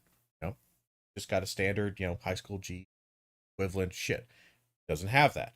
Now he doesn't really care because he's still getting paid good money and he's fine where he is, and he doesn't give two rats shits. But he's been told by all his upper management and the kind of administrative, like not administrators, but the higher like CEO kind of positions, that he's great. They would love to have him higher up, but it is one of those things where he will need to be, to get the position, he needs to be working on and under the condition eventually complete a higher level degree. So those students who have a college graduate degree, they've graduated and they got it, they may be underemployed now, but frequently they are set up to where they have greater mobility than any other employed individual. And there will be those points where if they hit those check marks, we're all of a sudden, well, you need to some college level degree. We don't care what it is. It's just a check mark to make sure you can handle basic paperwork. Even though you've already done it and done this, you've shown you can do this, it's a check the box that's required. You have to do this to complete this, mission, and this. You have to have, it's almost a game. Like, it doesn't matter how strong or powerful you are, to your level 57 and this is a level 5 mission, you need to have gone to this area and talked to this dude. It is a check in the box. It has to happen. College graduates are in a much better position than non-college graduates because they already got that out of the way. Now they can focus on their work. Whereas people who started up from bottom didn't have this. They hit that point. Now they have to work a full-time job because their life has been set up around having a full-time job, family, all that stuff, and also go to college. That's difficult. But most jobs offer incentive pay if you have a degree. And Yeah. 86%. But then it's for them to get the degree. But most jobs offer incentive pay if you have a degree. Yes, that's also true. I actually brought that up. I actually did. I didn't bring that up because I kind of forget about that. But yeah, oftentimes the upper limits of the the pay range for this job goes from like 45,000 to 65,000 or something like that, whatever it is. Oftentimes, those who are in the 65,000 block tend to be either very long time, 10, 15-year veterans, or they're in the college degree area. They have the college degree. That's why they tend to be above average in the pay for those fields. And But 86%, then if that's the case, then 86% of if- people if- with a if degree that is get true- paid more than people with Well, just a hold high on. school diploma. That's only if you count the ones at the top 10% of income earners. So not if you count humanities, not if you count people that study in the social sciences. If you That's also not necessarily true. Not really. Again, it goes off by a little bit, but again, for the most part, regardless of what your degree is in, whether it's the social sciences or not, you will earn more than a high schooler. Again, the only places that you might not do that is, again, in the kind of trades or whatever, and there's some specific fields, but in general, you're usually better off economically. Not massively so, again, depending on the debt level you get. or you've accrued by the time you graduate, but yeah. You count medicine or you count law, that's absolutely correct. However, the vast majority of kids that go to college are not studying medicine, law, engineering, business, finance. And I kind of wish they would bring up a fact check on that one, because again, Charlie Kirk not correct on this. And he's using the standard the standard bias against anything that's not STEM. That's the only logic here. They're studying communications, social sciences, or humanities, which are on the lower income ladder. So as I mentioned, we have 11 million. Again, yes, they are kind of on the lower income ladder, but they're still higher income than high school diplomas. Job openings in this country right now that do not require a college degree. I'm guessing in this room that within 4 to 5 years, you guys would kill to be able to earn $80 to $100,000 a year. Yes. Do you know that in states across the country and in cities, they're offering apprenticeships to become plumbers? Again, they're offering, yes, plumbing and electrical, and they're saying, oh, they're hundreds of thousands. But here's the big thing that we need to go with. Those jobs actually aren't paying as well as they often advertise. Because the internship takes a very long time, and there's a lot of other things that he's glossing over. General tool costs, startup, and the hours and labor on this is really devastating for a long time. Yes, the jobs can pay relatively well, and yeah, a lot of people, some people aren't going into there. But here's the real big secret. One, we could say, yes, I might even agree that college is overemphasized. That, again, there's plenty of trade school, trade stuff that people would be very happy doing, and that would be great. But he's not having an honest conversation here. That's not the reason why he's upset about any of this. The reason he's upset is because he knows who is taking those jobs, who's end up filling those contractor, plumbing, electrical jobs. He knows who's filling them. And I'll give you a couple of guesses to figure out who it is, what it is, but it's immigrants. It's immigrants who are coming over, immigrating, filling those jobs, working on getting their green cards, working on getting their citizenship. And he is a white nationalist, Christian nationalist, and he fucking hates immigrants. And he hates any other cultures that are at all different than whatever weird white picket fence, Norman Rockwell dystopian nightmare he has in his very large head. And again, you want people, I don't know, encourage people to go. You don't need to say, again, that doesn't prove, just saying that there's other not degree paths, but other job paths that are as lucrative, if not more so, than college, does not necessarily prove that college is a scam. Because again, this goes back to college is only a scam if it's too expensive. And what decides how expensive it is, it's not college. It's capitalism and the work around it. And welders, electricians, that doesn't require for your college degree. Entrance salary, $80,000. That is not really true. Entrance salary, $80,000. Yeah, maybe in average, but again, you didn't like the whole average before because, like, well, you're including the science and tech people. There, of course, they get paid a lot for their degrees. I know it's not 80,000 in my state. I know it's not 80,000 in a lot of states. And I also know that whole, it's starting out at this high thing. Again, that apprenticeship, those kind of high-paying jobs, this is another myth. That was true. These kind of things were true like 15, 20 years ago or more. But I know a lot of them. And because again, I have more than a few people who are friends and acquaintances who work in those general fields. They've been talking how part of the reason why it's really hard to get more of these people is because all of those great starting out benefits, like health insurance, stuff like that, and also the pay being really good for out of high school, it's not true anymore. Like it was true when they started, because these people are in like their 50s and 60s, old fucks. They started out much better, like not at 80,000, but comparatively for, the cost of living at the time versus now. Again, they were basically playing the back then equivalent of being like starting out at like a 70, 80,000 or whatever, maybe a little less, but they also had lots of, they had like a labor union, they had health insurance, they had lots of shit just provided to them. That has gone the way of the dodo.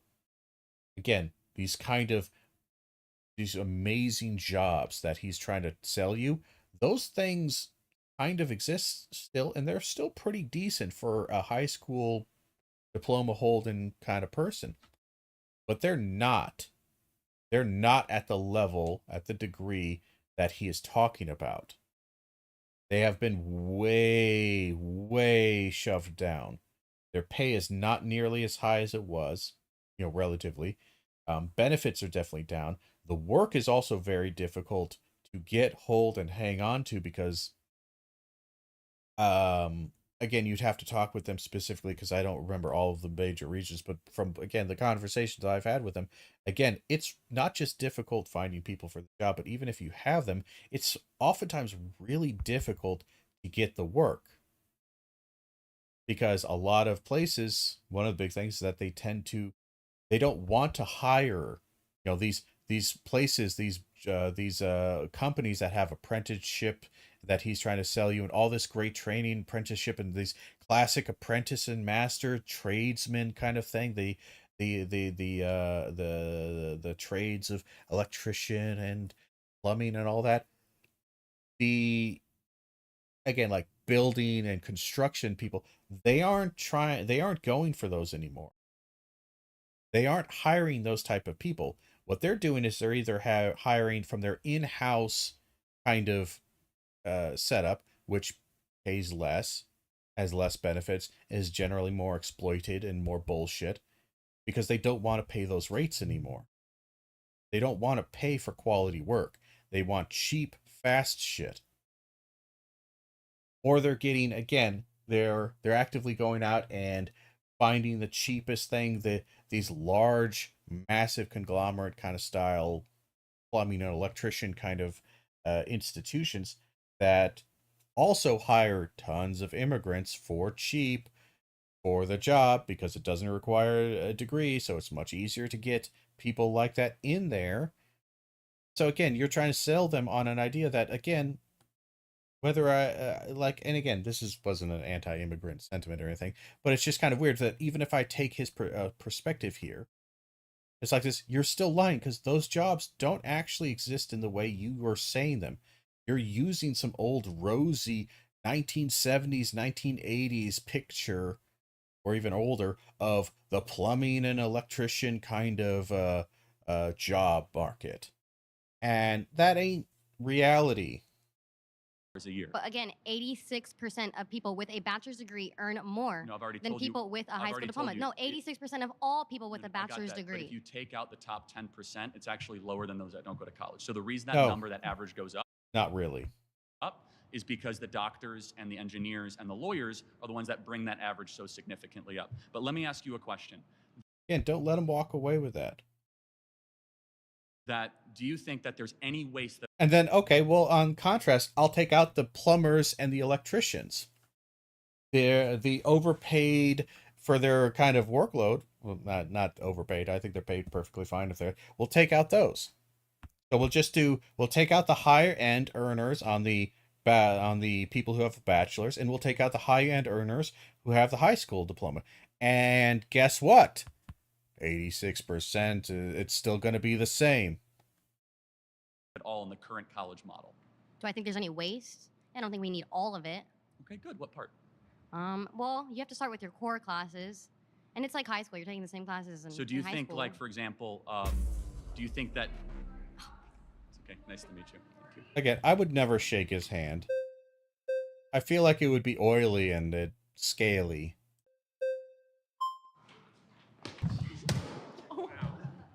I'm Emily. Nice to meet you. Emily. Thank you. Earlier said that about 5% of college students are going into fields of like medicine, law, and engineering, Let me clarify. Okay, yes, yeah. As far as they're going to be able to get postgraduate degrees. So they will go all the way up and get their Juris Master, or they will end up passing the bar or becoming a doctor, right? Okay. So it's easy to say doctors, lawyers, Yeah. but healthcare professionals, if you count nurses or people that work in healthcare, that number is closer to 20-25%. Okay, Yeah. so 5%.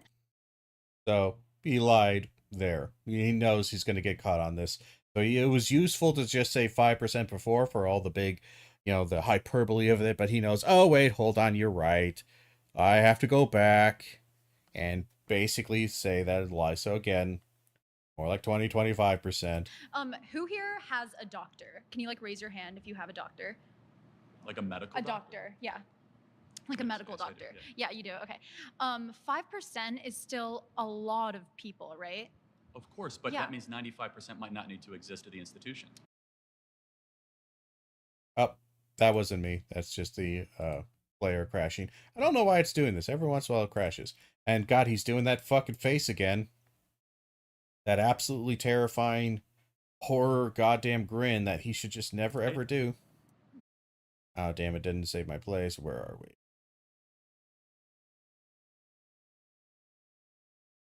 Damn, YouTube's playing rough. This is pretty close. And engineering, was it? Let me clarify. Healthcare professionals, if you Who here?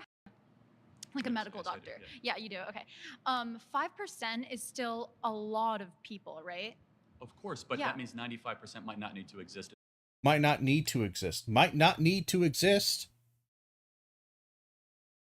Again, you're saying college is a scam. They might not need to exist.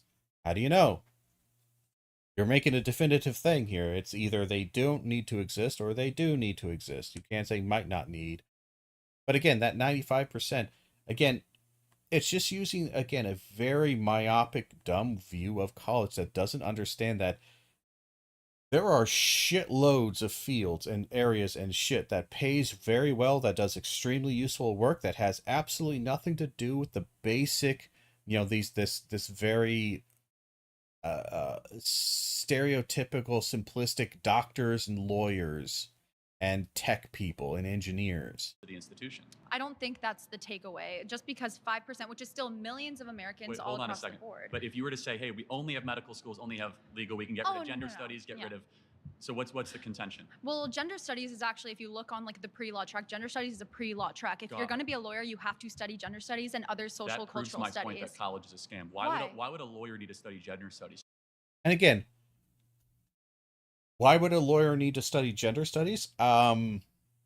Because the treatment under the law of various genders has been very different throughout the years. Oftentimes, what a lot of those gender studies kind of aspects in law are teaching you is that in many ways they're kind of like history classes. A good chunk of that is looking at the historical and legal precedent and background law of this. It's also useful to, again, if you're a lawyer, a big part of being a lawyer is understanding people logic. Because let's just say, we just take the meme version of this, is you want to convince a jury why somebody is innocent, or you need to convince the jury that this person is innocent. How do you go about doing that? Well, you need to know how people think and feel. And part of that might also be you need to think and feel, or know how people think and feel about people based upon their race and their sex and gender. Because it's not the same. People have biases. For good or ill, however you will, people have biases. To ignore that as a lawyer, as an attorney, and just kind of go, well, I'm just going to cite legal precedent and that'll convince these people. You're convincing a jury of peers, not a jury of legal professionals, a jury of the peers of the accused or the plaintiff or whatever it is. The accused usually. So again, you can't just rely on, well, I cited this legal thing. It's like, yeah, but Billy Joe and Bobby Sue, they feel differently. They're going to use their logic and as best as possible, but you need to understand them. And again, it's just also useful because, again, a lot of those gender studies that tend to focus on some degree of law is very useful for understanding the history of how law has been done.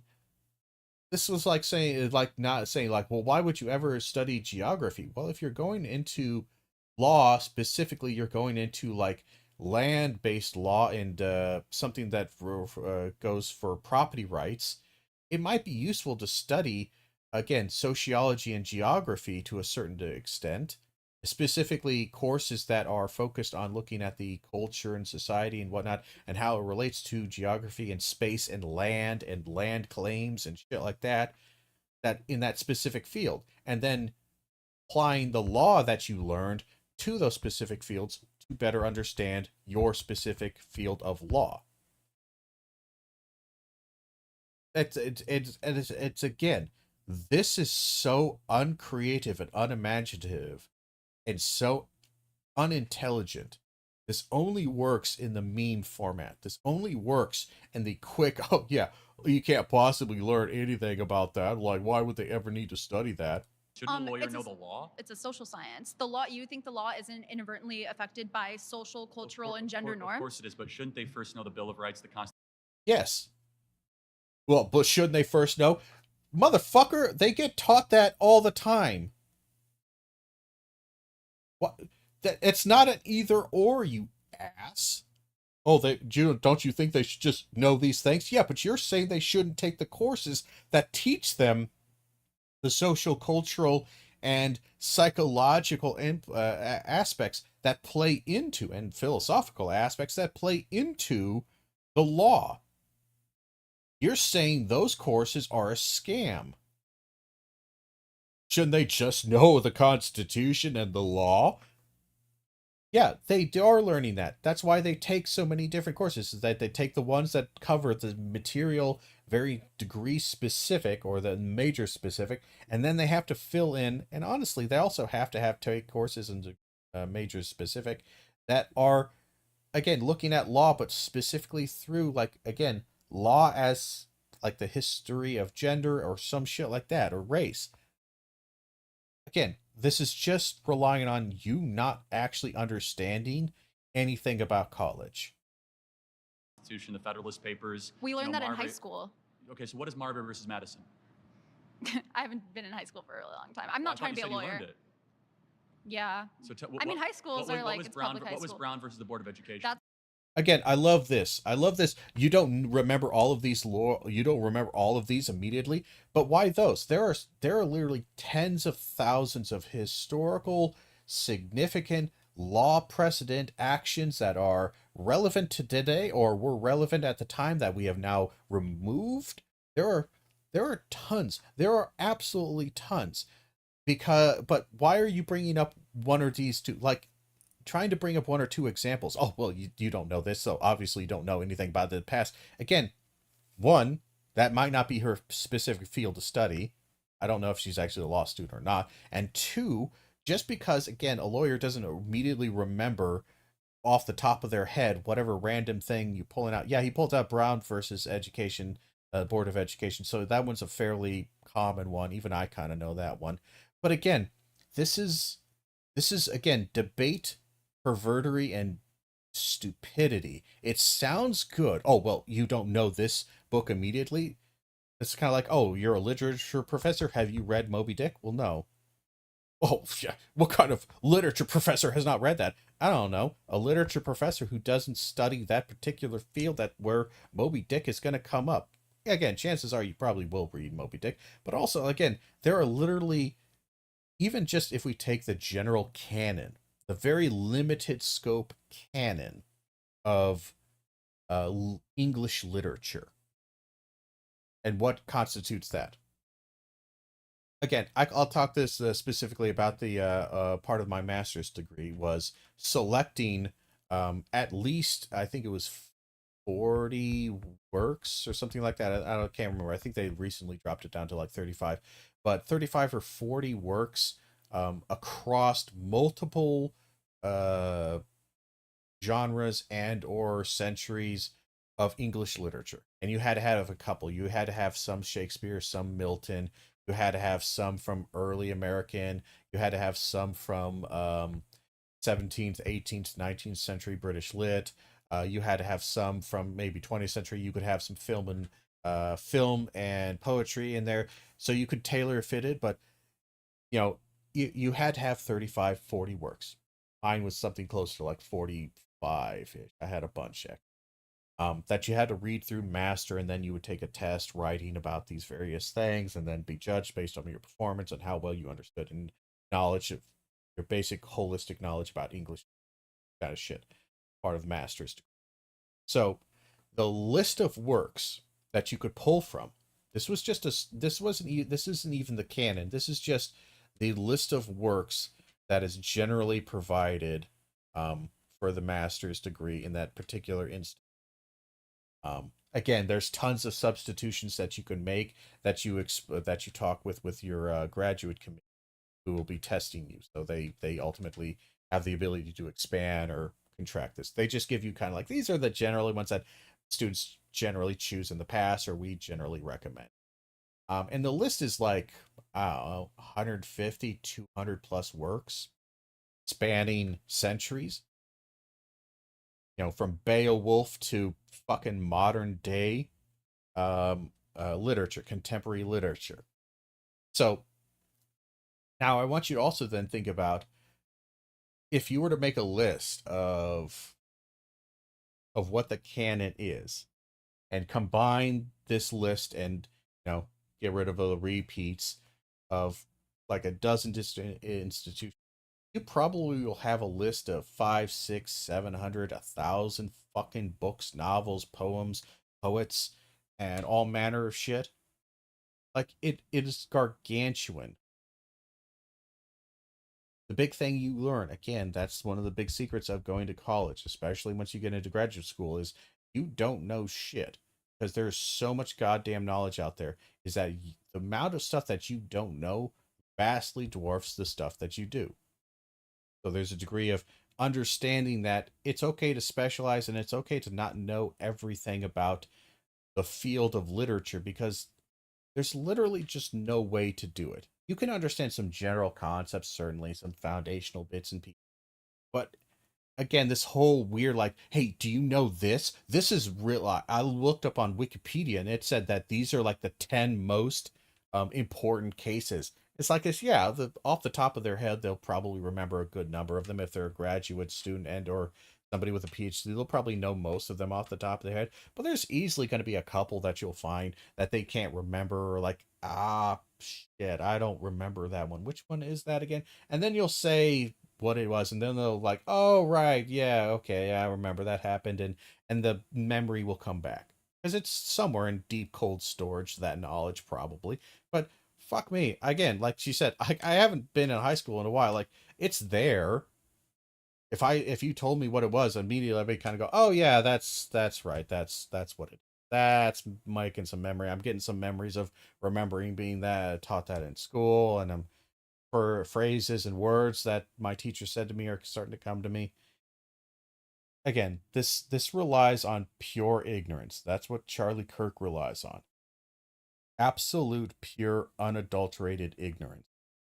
It's for desegregating schools. Okay, good. Yeah, which Project 2025 wants to like defund the Department of Education. Who wrote the Constitution?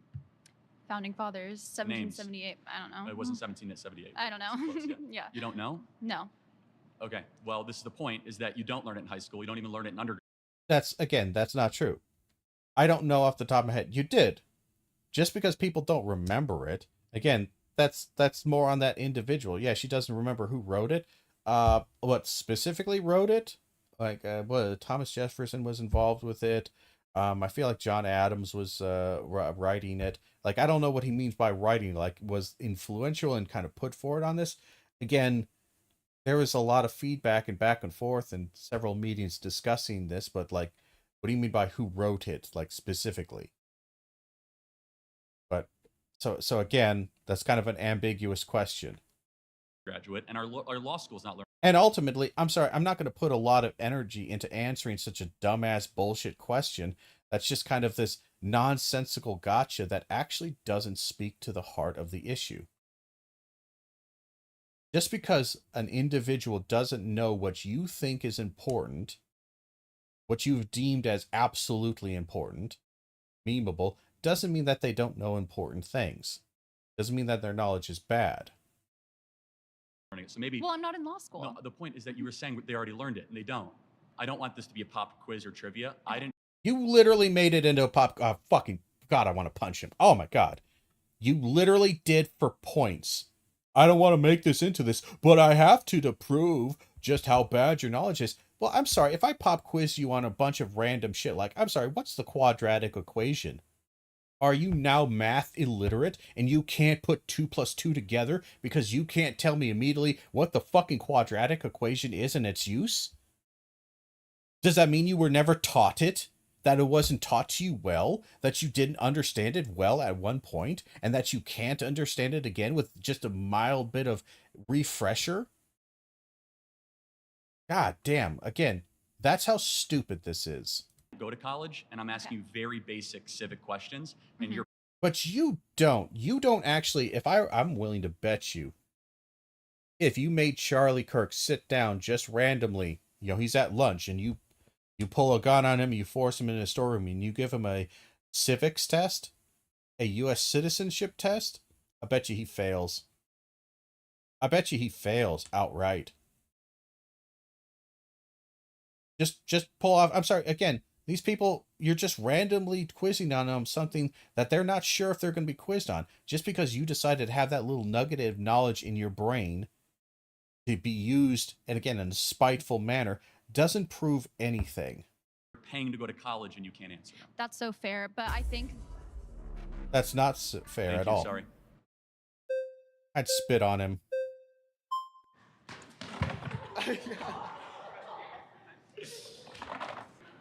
Yeah, I have a question. Is church a scam? No, because church is honoring the divine and the internal and the good and the... Oh, really? Does it provide jobs? Does it provide any material thing? And again, notice again, he's just going to talk about this religious, it defines the eternal, blah, blah, all that. All that's just vague, abstract shit. That's all just abstract. Oh, it's spiritually fulfilling? What does that mean? Do I get better jobs if I'm spiritually fulfilled? True and the beautiful is college. But it deceives people because you give a promise of everlasting life, which you don't actually get because Christianity is contradictory, logically speaking. Do you want to get into a theological debate, or are we going to talk about college? Because both. I completely disagree. Jesus Christ is my Lord and Savior, and we will have eternal life. Again, you lie. And even beyond that, again, you don't believe Jesus Christ is your Lord and Savior because you don't follow his teachings at all. You're a gigantic piece of shit, Kirk. But to put this in more specific, again, why does the church, many churches often demand and otherwise put forward this idea and encourage people, heavily encourage, even if they don't demand it, they heavily encourage donations? Why do they and again, the social and cultural and the nature of the church implies, again, a lot. Is evangelical church a scam? That would be the bigger thing. Is the evangelical church a scam? Is Mormonism a scam? Is many different facets of Christianity and the different forms it takes, are many of them scams? Because again, Mormonism requires you as a Mormon to donate. It's like a tax to the church. I think it's like 10% of everything you earn goes to the church. That's why the Mormon church has basically bought all of Utah, the state of Utah, is because what people don't often think about is the Mormon church, or the Church of the Latter-day Saints, whatever they want to call themselves these days, is an incredibly, shockingly wealthy and powerful institute that people don't really think about when they think about really powerful religious institutions. The Mormon church is pretty high. Evangelicals, again, huge part of the whole evangelical movement is donation. I think that has to do with relating to the prosperity gospel, and again, this idea of, again, you donate, show your faith. Donate either you donate your funds or you donate your time to show your faith. Why? Okay, so how, if there is a perfect being that created the world, how could we exist in an imperfect world? I'm happy to have this discussion. Can we go back to college, though? Because do you think, because that's a little bit of a red herring and a little bit of a rabbit hole, tell me what that has to do with college being a scam. Well, I do think college can be a scam for certain people. I don't think it's a scam for everyone. We agree. Though. So for people like me, college was very beneficial for me. for sure. Asking Who is you- it a scam? I'm asking though? you, based upon your definition of a scam, do you consider the Christian church a scam? Of course not. It's giving people eternal life and teaches them Wait, goodness. but if Christianity is false, then that's a deception. Okay, but you think it's false. I don't. We can agree to disagree. Also, I'm not agreeing to disagree on that. but we're not talking about the church. We're talking about college, right? So again, also people are not paying to go to church, are But they? it's a reductio ad absurdum. Do you know what that is? Ask the question. What's a reductio ad absurdum? That's a Latin term that means reducing down to the lowest common belief, correct? Yeah, so I'm taking Am your I right? I didn't go to college. I knew that. I'm But taking your l- particular position. Let that me ask you a question without you interrupting me. Do you pay to Oh, fuck off, Charlie. go to church? No, I don't. Do you- Some people hold do. on, let- They're forced to pay based upon Hold their on. particular denomination. In today, do you pay to go to church? Depending on the church. No, you don't. Do you have to go to debt to go to church? You, again, depending on the church, yeah, you actually kind of do. You don't necessarily have to pay, but you are heavily forced to, oftentimes. Again, Charlie doesn't realize this. Yeah, to be part of the Mormon church, you kind of do have to dedicate and promise to pay and donate. They call it donation, or something like that. But yeah, you absolutely do, Charlie. In some circumstances, people do because they have to give up 10% of their income to be able to do that, which people can't Which afford. circumstance? Well, they're LDS. You understand that a lot of LDS churches specifically require 10%. Yeah, That's they Christian. don't require it. And Yes. you're They talking do in about- plenty of places. Well, you're Yes, they do. They absolutely do. 100% they fucking do. So again, this whole like, well, if you say that some of college is a scam, then the statement is true. But it's like, not really. Because the implication of the statement, more importantly, the statement has no limitation. It doesn't say some of college is a scam. It says college is a scam, which means it's automatically, if I find one aspect of college that's not a scam, the statement is false. It's not true the other way. Because that's not the claim. Finding one bit of evidence, that's just a logical, that's so simplistically stupid that I haven't even mentioned it really. Or specifically called it out, is that if his claim was college is 100% valuable, then Charlie Kirk saying some college is a scam, yes, that defeats the argument. Congratulations, Charlie. But Charlie's the one saying college is a scam. So all the other person has to do is say some aspects of college are not a scam. Charlie goes, well, yeah, of course. Well, there you go. It loses. Next thing. You suck, Charlie. asking mainline Christian Isn't there stigmatization belief. if you don't do that? Okay, you're good at interrupting, not good at answering. Well, So you haven't just- answered any of my questions Well, yet. I did say no. Church is not a scam. Church is the bride of Christ. College is a scam. Right? And What the fuck are you talking about? college is people are going into debt. They're paying a lot of money. But I want to ask you a question. You said it's a scam for some people. Who's it a scam for? Yeah, for people who Don't focus on that because it doesn't matter. It doesn't matter that college is a scam for some people. Charlie didn't say college is a scam for some people. He said college is a scam. If he's going to be a debate pedantic asshole that Charlie is, then be it right back. The debate is automatically over. There's literally nothing more to discuss because on a basic level, your entire statement and thesis is wrong. And there's nothing more to discuss. You're an idiot. You lose. No more flags, just no more time. There's no reason to discuss any of this anymore because it just gives him more time for people to forget that what Charlie Kirk is saying is false. 100%. specifically aren't ever going to use it, never use any of the knowledge So that they retain from 52%. it.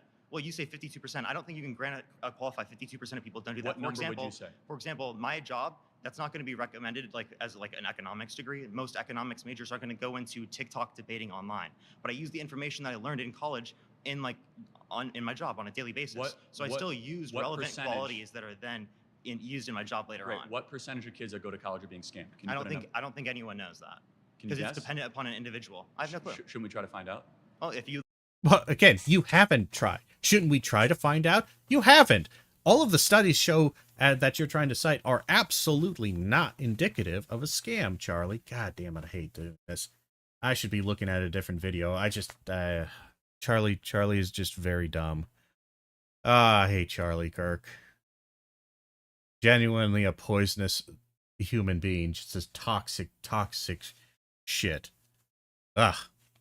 And we got 2 more minutes of this particular Like, define some question. empirics on that. I'd love to see it. I just did. So Well, 41 wait, that's not a 41%. source. Well, the Department of Education is a source. No, the Department of Education doesn't say 41% of people it was a scam for, Hold or that on. they didn't use any of the You're- information they learned in college. You are using. So are you saying none of them used any of the Can information in I college? say 3 words without you interrupting? No, because again, you so far keep lying, and he's elaborating on this. He's pointing out the problem of what you're saying, like everyone should be, is that they're pointing out you keep making broad claims that cannot be supported by your evidence, and you're making oftentimes very specific claims that are not supported by your evidence. You're trying to paint the big broad brush by using statistics that just don't work. And then when they're calling you out on it, you're getting frustrated because they're interrupting you. But yeah, they're interrupting you because you're about to go off on a rant that's not addressing the specific problem. Me? Do any of them How use about the information 4? later on? Can I say 5 words that interrupt Well, you've me? interrupted me multiple times. So since you say Notice again, he doesn't actually address that one because, yes, Charlie Kirk, you have interrupted him multiple times. Aha, dick. college is a scam for some people, Mhm. it's a ballpark. For the kids that do not graduate, 41% that ended up going and not graduating, were they scammed? No. No. Just, you're not entitled to this just because you paid for something. And again, this is the other thing, why this only works for students. This is why some students might agree with Charlie Kirk here, is because they're under the very misguided thing is that if you pay for college, you deserve a degree. And if you don't get the degree, you were scammed. The problem is that college, you pay for the privilege to be there. As long as you are there and you have access to the class, that's all you're paying. It's kind of like, here's the equivalent. If you buy a ticket to go to Disneyland, but then let's say you go there, and Disneyland, that's in California, right? Because it's Disney World in Florida, right? Either way, you go to one of the Disney fucking parks. It's in Florida or in California. I don't give a shit. You're in Disney.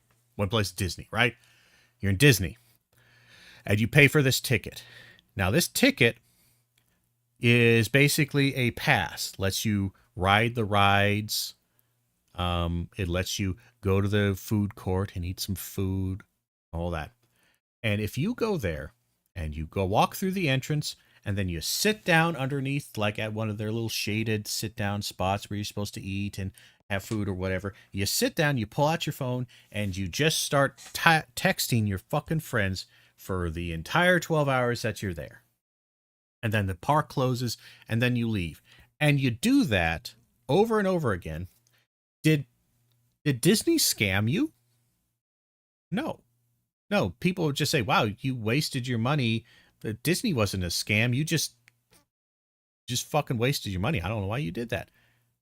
Disney didn't do anything to you. You paid for the ability to attend, to have access to expert knowledge, to have access to vast intellectual resources, not just personnel, but physical resources, the books, the intelligence. You also paid for the right and the ability to try to prove that you are an expert. And if you do so, if you do this, they give you a grade. They give you a passing grade, and they say you can take more advanced classes. Because we don't want to waste these people's time and the other students' time with a student. You just can't, I'm going to sign up for this, 500 level class. I want to sign up for this advanced algebra class, but I haven't passed, basic algebra yet, and I haven't done that. They don't want to waste the teacher's time, the student's time, the class time, and the space and the seat for somebody who is not taking this seriously, who hasn't shown that they are willing or able to do this. They don't want to give you, you're paying for the right to have access to this information.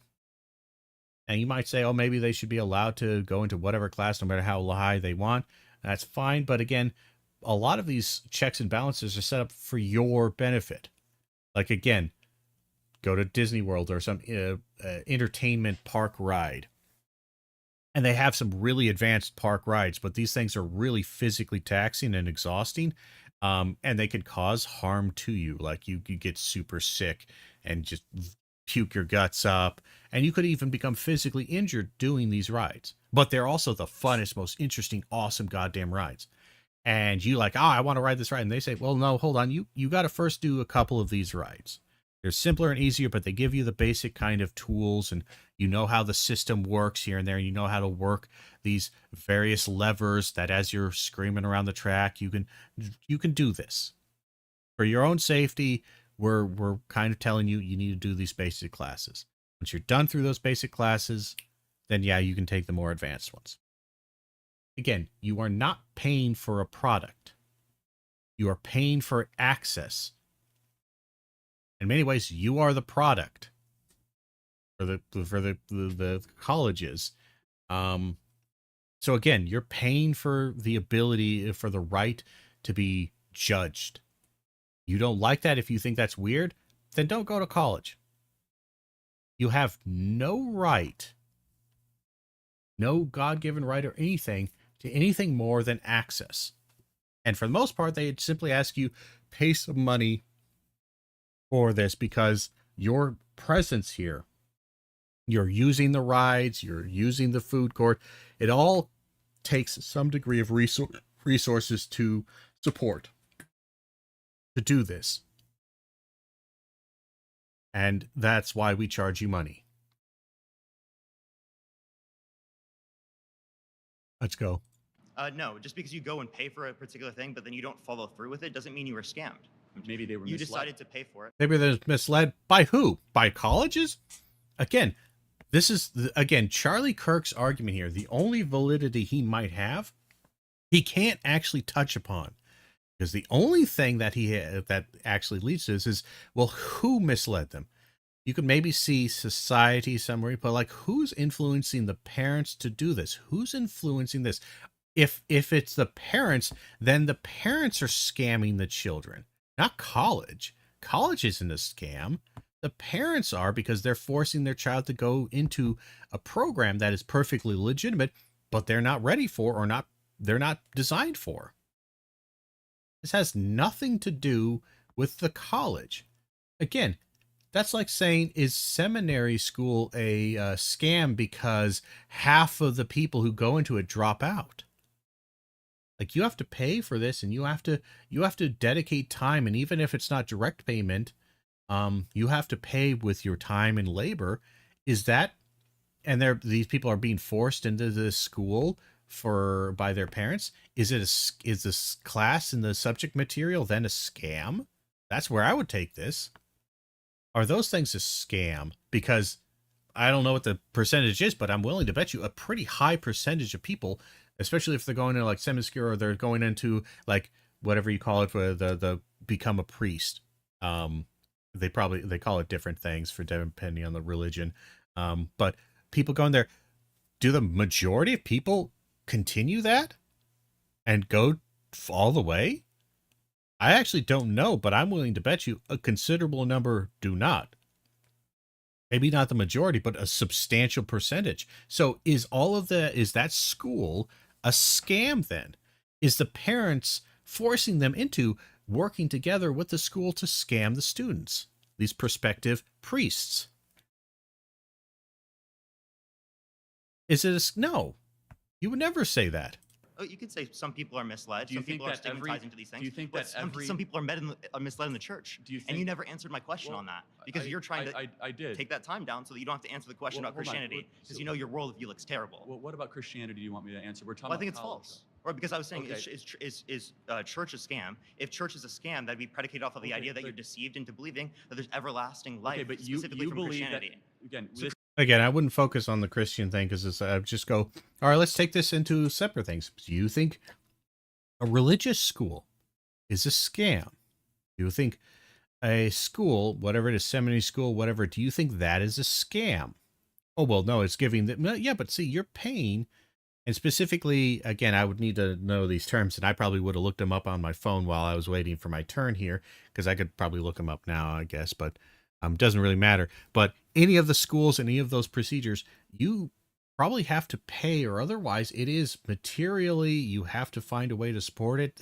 They're getting funding from governments and charities and other social things, or again, they're taking money from the community to help support these prospective priests who might be forced into this because they are misled into thinking that this is the path to them. They're forced in by parents or tradition or society, and they don't complete it. Were they scammed by that church and by that the school that is trying to turn them from a normal citizen into a priest, into a rabbi, whatever it is?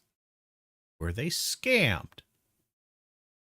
Christianity has to be true. So can you grant that? What's the argument? Christianity is true. Did the What's the resurrection? argument? You're going to let me finish 3 words in a row?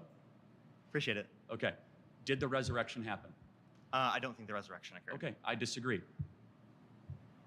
Again, and that's kind of where he kind of goes. Like, he doesn't actually argue, especially on like Christianity. I know they're not talking about Christianity right now, and kind of like, but again, like this, I disagree. Great, I don't fucking care. But see, you're the one who's trying to prescribe things to this world. We have advanced and done things with your input and without your input, and we have come to this thing. And now you're trying to force us to not have this,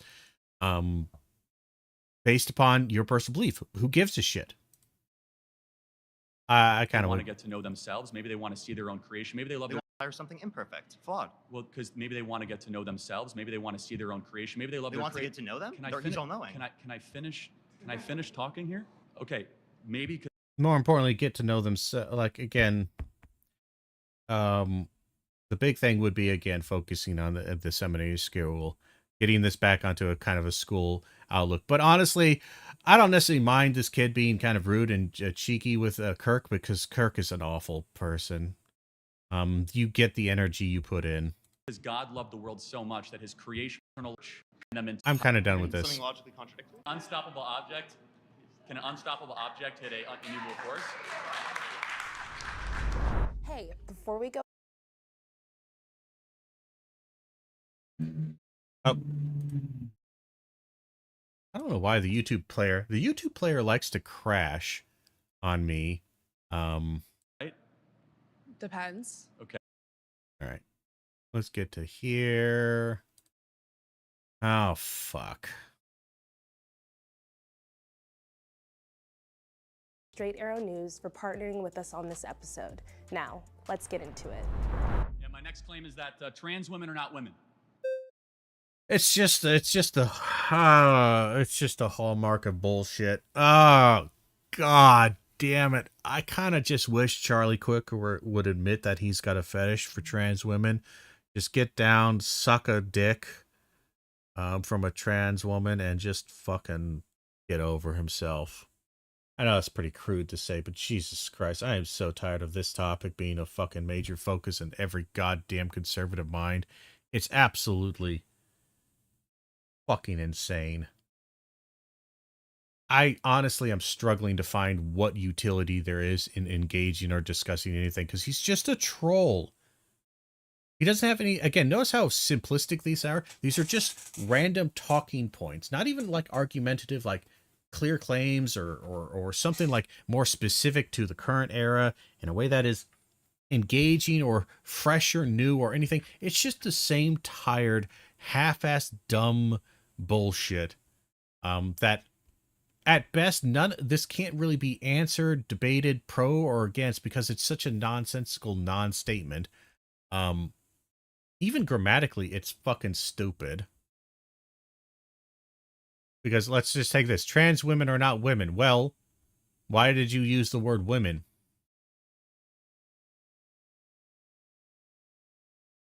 Why? That's like saying red apples are not apples. Notice how you can't say that? Because the very word you're using to describe them is the thing you're saying that they're not. Like, trans women are not women. How are you saying that? You literally can't say that. On its face, again, you literally just come out and say, by saying they're trans women, you're saying they're not women. But you use the word woman to describe them, and you said the trans as being, that's kind of like saying the equivalent, grammatically and just structurally, is like saying black women are not women. Either you're somehow saying they are not human, which is demonstrably false also, but also evil, or like, again, like that the very nature of the word and the how language works goes against you. You said women with, again, the modifier here. Like, tall women are not women. Notice how none of this makes sense? You might say, oh, well, the property of, of the first word negates their presence in the second one or something like that, or something like that. But again, then you shouldn't be using this word. You should not use like words. This is a modifier. This is an adjective, adverb, this is, or a modifying clause here. A shortened, truncated for transgender. A trans woman. Trans women are not women. But by saying women in the transgender woman or women, you're saying they're a woman. You're just saying they're a different classification of woman or a different part of women. I don't know what the fuck. Again, the only reason, again, he wants to basically have this Mott and Bailey vagueness to where he wants to be able to use arguments to where trans women are not female. Most people would say, and the fact the vast, I think 99.9999999 repeating endlessly. I'll just leave it open that I'm sure there's some crazy out there, but the vast majority of transgender advocates and people who support them and academia and everything else around here would say, well, yeah, we're not saying that they're female. We acknowledge that there is a sex, their biological sex, though it does exist somewhat on kind of a spectrum because of not just relating to DNA structures and X and Y chromosomes, but also various other medical issues that surround that, and like large and small gametes is probably the closest we get to some kind of objective understanding of sex. But even then, like, most people like understand that, yeah, this fuzzy category, but for the most part we have this, and yes, most trans women or most transgender individuals are not the sex that might more commonly correlate, not our causal and not our directly 100% have to be. Their sex and gender are not congruent in the normative sense. But nobody is saying that. Nobody's saying that a transgender woman becomes a biological female, or a transgender man becomes a biological male, or is a biological. Very, again, the people who are saying that, they're the vast minority, and they are kooks. Or their argument is so kind of weirdly abstract, kind of crap that ultimately, look, this might be a fun academic thought experiment, but it's pretty useless even by that standard. Again, the only reason he's saying this is because he wants to be able to use female and woman interchangeably all the time. But again, if that was true, then he can't literally, linguistically, and psychologically, and just philosophically, and from his perspective, morally, he can't say this word here in this structure. He can't say this structure. He would have to say transgender males are not women, or something like that. But again, notice, again, no matter which way he does this, it's going to be kind of difficult because, again, he doesn't understand how language works. He's just a troll. Fuck. It's gonna suck. We might skip through this. What's your name? Sam. Nice to meet you. Let's define our terms. A woman is an adult female with XX chromosomes. No. No. Also, XX chromosomes? No, you shouldn't. Again, they try to sound scientific, but it's like this. Again, that might be somewhat common, but trying to use that, if you're trying to be really specific here, you probably shouldn't use chromosomes, because that's not a particularly good corollary and necessary aspect about sex, and so just avoid that. You tell me, what is a woman? I think a woman is somebody who identifies as a woman. Got it. So that's not a definition. That's like saying a table is something that identifies as a table. Give me an objective definition of. No. Again, it's not a great way of doing this, but again, a table, we could even do this, is something that either appears like or has been identified by society as a table. Because guess what? The chair you're sitting on could be a table for somebody. If I take the back off, does it become a stool? Does it become a table? For a child, it might be a table. It could also be an object, a blunt force object used to crack over your skull. Could be many things depending on its use and the utility and what the society and the subjective experience wants it to be. Again, this is a very polished standard approach that ultimately, if you actually do think about it, Charlie Kirk's approach really is dumb. It's not. A table is an object. Well, A table can't identify as anything. It doesn't have choice. You have to give me an objective definition of what a woman is. Again, objective definition. That is contradictory and as itself, because again, there is no objectivity in descriptions or definitions. It is purely a subjective experiment. It's just we get to an idea of objectivity if we describe if everybody is in agreement somehow with this, like 100% agreement, which can never be attained. So at the best, it's just a very strongly believed subjective description. I decided right now that I wanted to identify as a woman, I would be a woman. Okay, but that doesn't answer the question. I know, but right now I'm a man, right? So if that happened right now, I'd be a woman. So once a person makes the decision to identify as a woman, got it. No, they're a woman. That's a separate issue. What is a woman? That's the definition. No, I know, but you have to tell me what. So again, I'm not actually 100%. I don't really believe in the self-identification kind of aspect of this concept. I feel it's probably one of the weaker or kind of the more circular things. So I don't agree with Charlie, but I don't agree with either side here. Again, Charlie's attack here is ultimately disingenuous and bad faith, and the kids' perspective, again, the whole gender identity is based on identification, especially self-identification, is kind of missing a bit of this. Again, the self-identification is done in concert with a social identification, and there's a lot of other mechanisms happening there. So again, it's kind of true, but kind of not. So that's why I don't really go in for the whole self-identification kind of prospect here. A person who identifies themselves as a woman. But you have how do you know that they are that thing? How do I don't need to know what they are. I can ask them if I want to know. But there needs to be, you need to tell me what that thing is, though. Again, a big thing that people talk about that's kind of interesting when it comes to kind of like religious individuals or just kind of religious perspective, and I'm trying to remember my term here, but I immediately forgot it.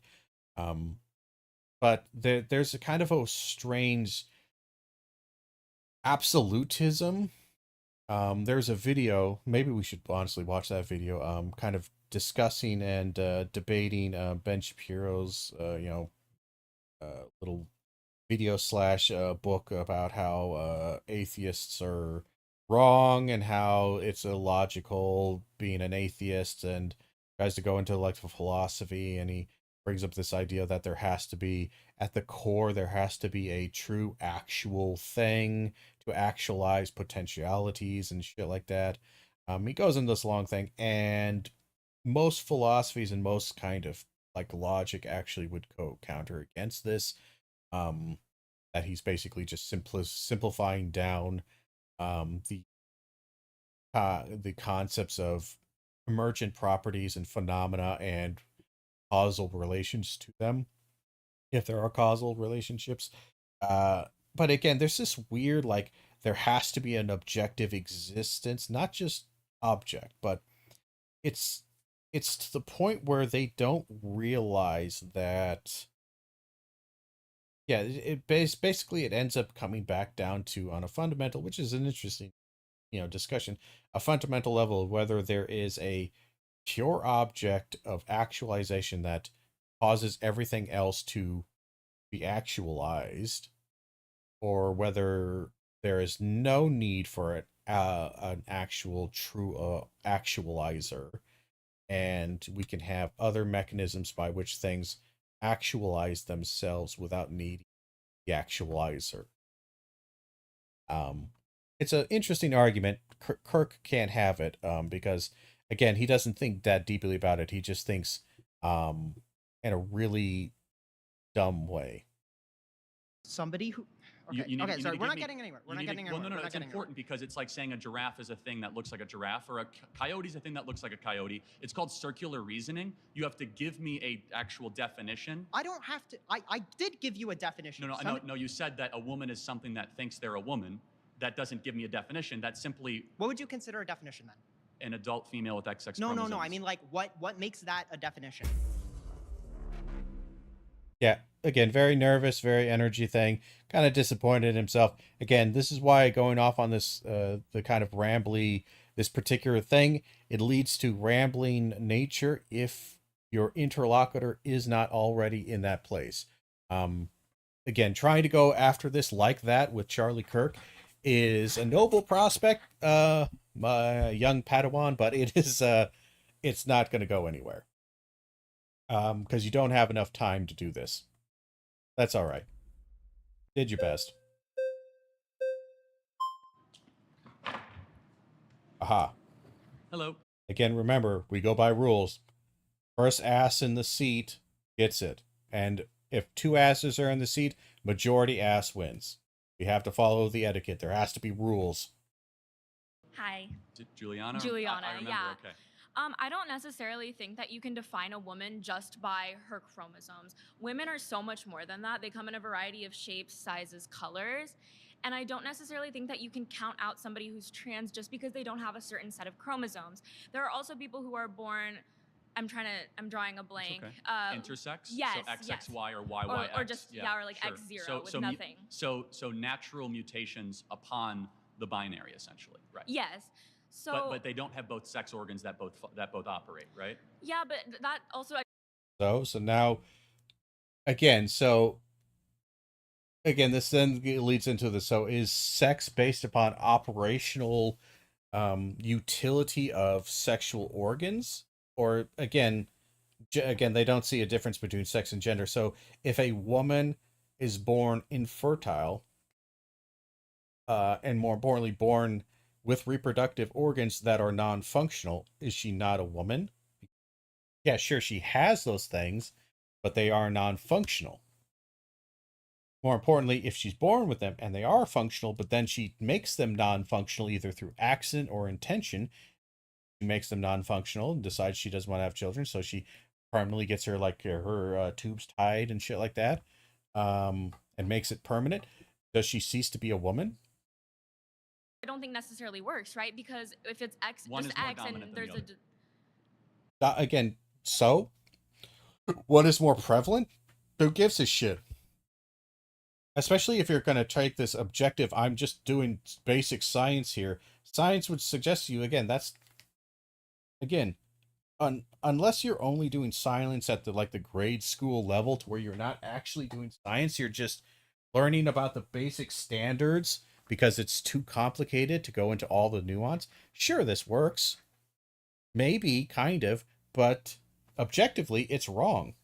Kind of like a lot of that you learn in high school, whether it be even about the social sciences or history or even math. A lot of the stuff that is just basic, like taken as assumptions and shit like this, when you actually get high enough and advanced enough, you realize that if you follow the math to its end or whatever, or you're looking into history, you realize, wow, this really, I was actually taught something that is kind of objectively wrong. It's just right or usable in about 90-95% of the situations. But if you're actually getting down to the brass tacks, the true, advanced, this is what the world actually is, because you have enough knowledge and ability to do this, you realize, wow, that's actually not, that doesn't fucking work. Huh. Shit. That's complicated.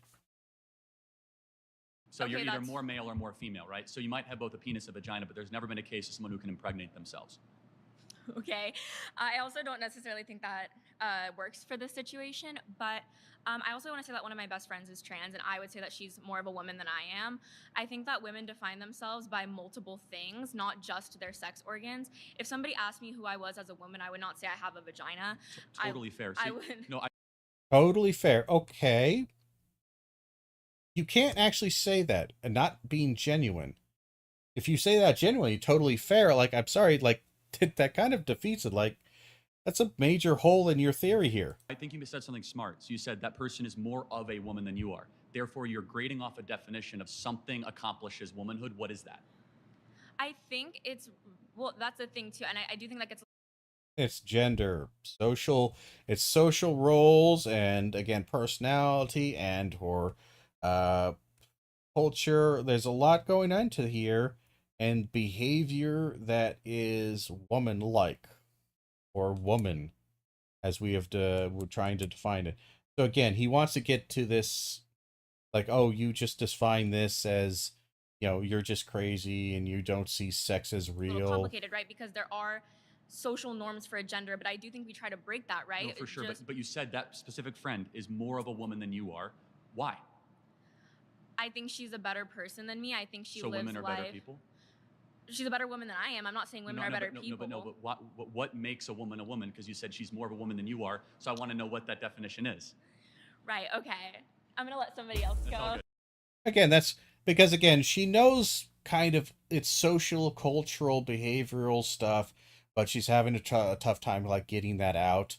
That's kind of where you would go with that kind of statement, is that, again, she behaves in a more feminine way than I do. She does certain behaviors that we have attributed to the gender of woman and the kind of idea of this. Even if we're breaking down those gender roles, she is more classically woman than I am. And all the behaviors that go with that. Again, I can't list out all of the behaviors that we've done this because it's a very large, complicated, historical, and cultural, and honestly, it's changing as we go through it. Thank you.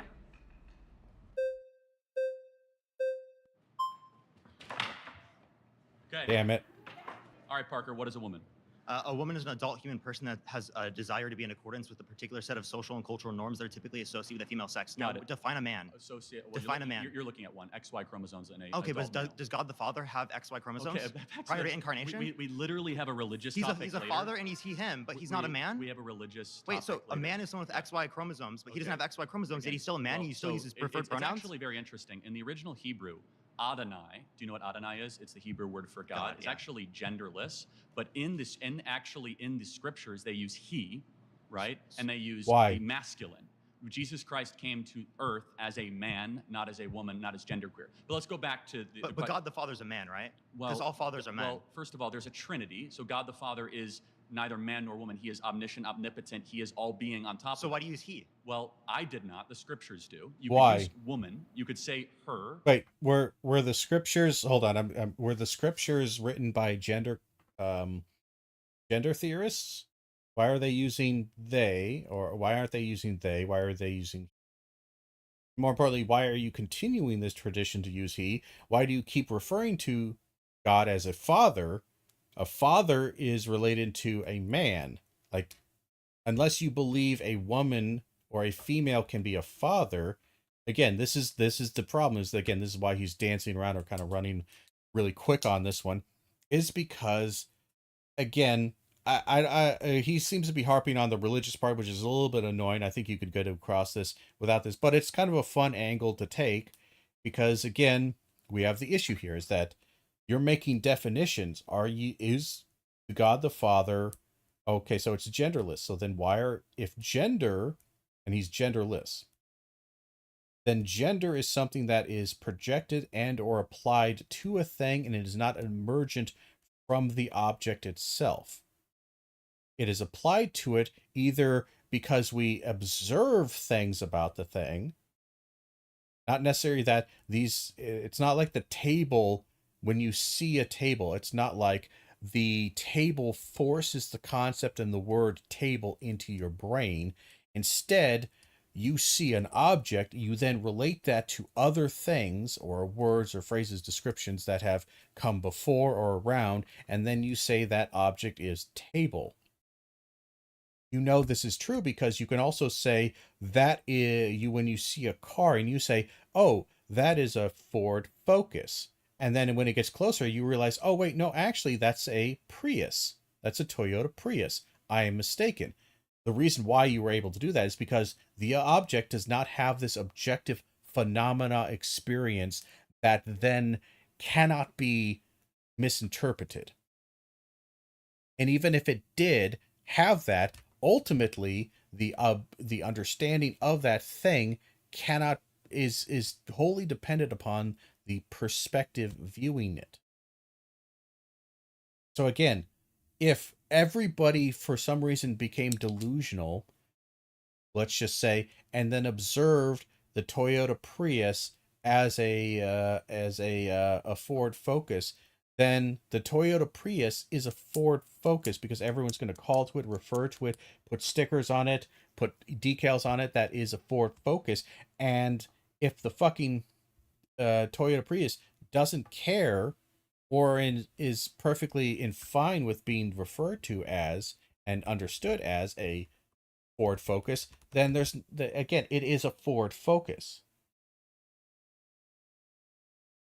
The only reason why we think it's not a Ford Focus is because we have other Ford Focuses that we want to say is a Ford Focus, but ultimately, there's nothing that says this. It's that, again, going on the religious part is an interesting line of thought. Maybe not the particular direction I would take, but again, why are you using, the big thing I would want happen here is, why are you using such imprecise, bad language that is not clearly reflective of the objective reality of the thing? You keep saying he and father when you're relating to a genderless thing rather than they, them, and it, and creator, not father, but creator. You keep using father.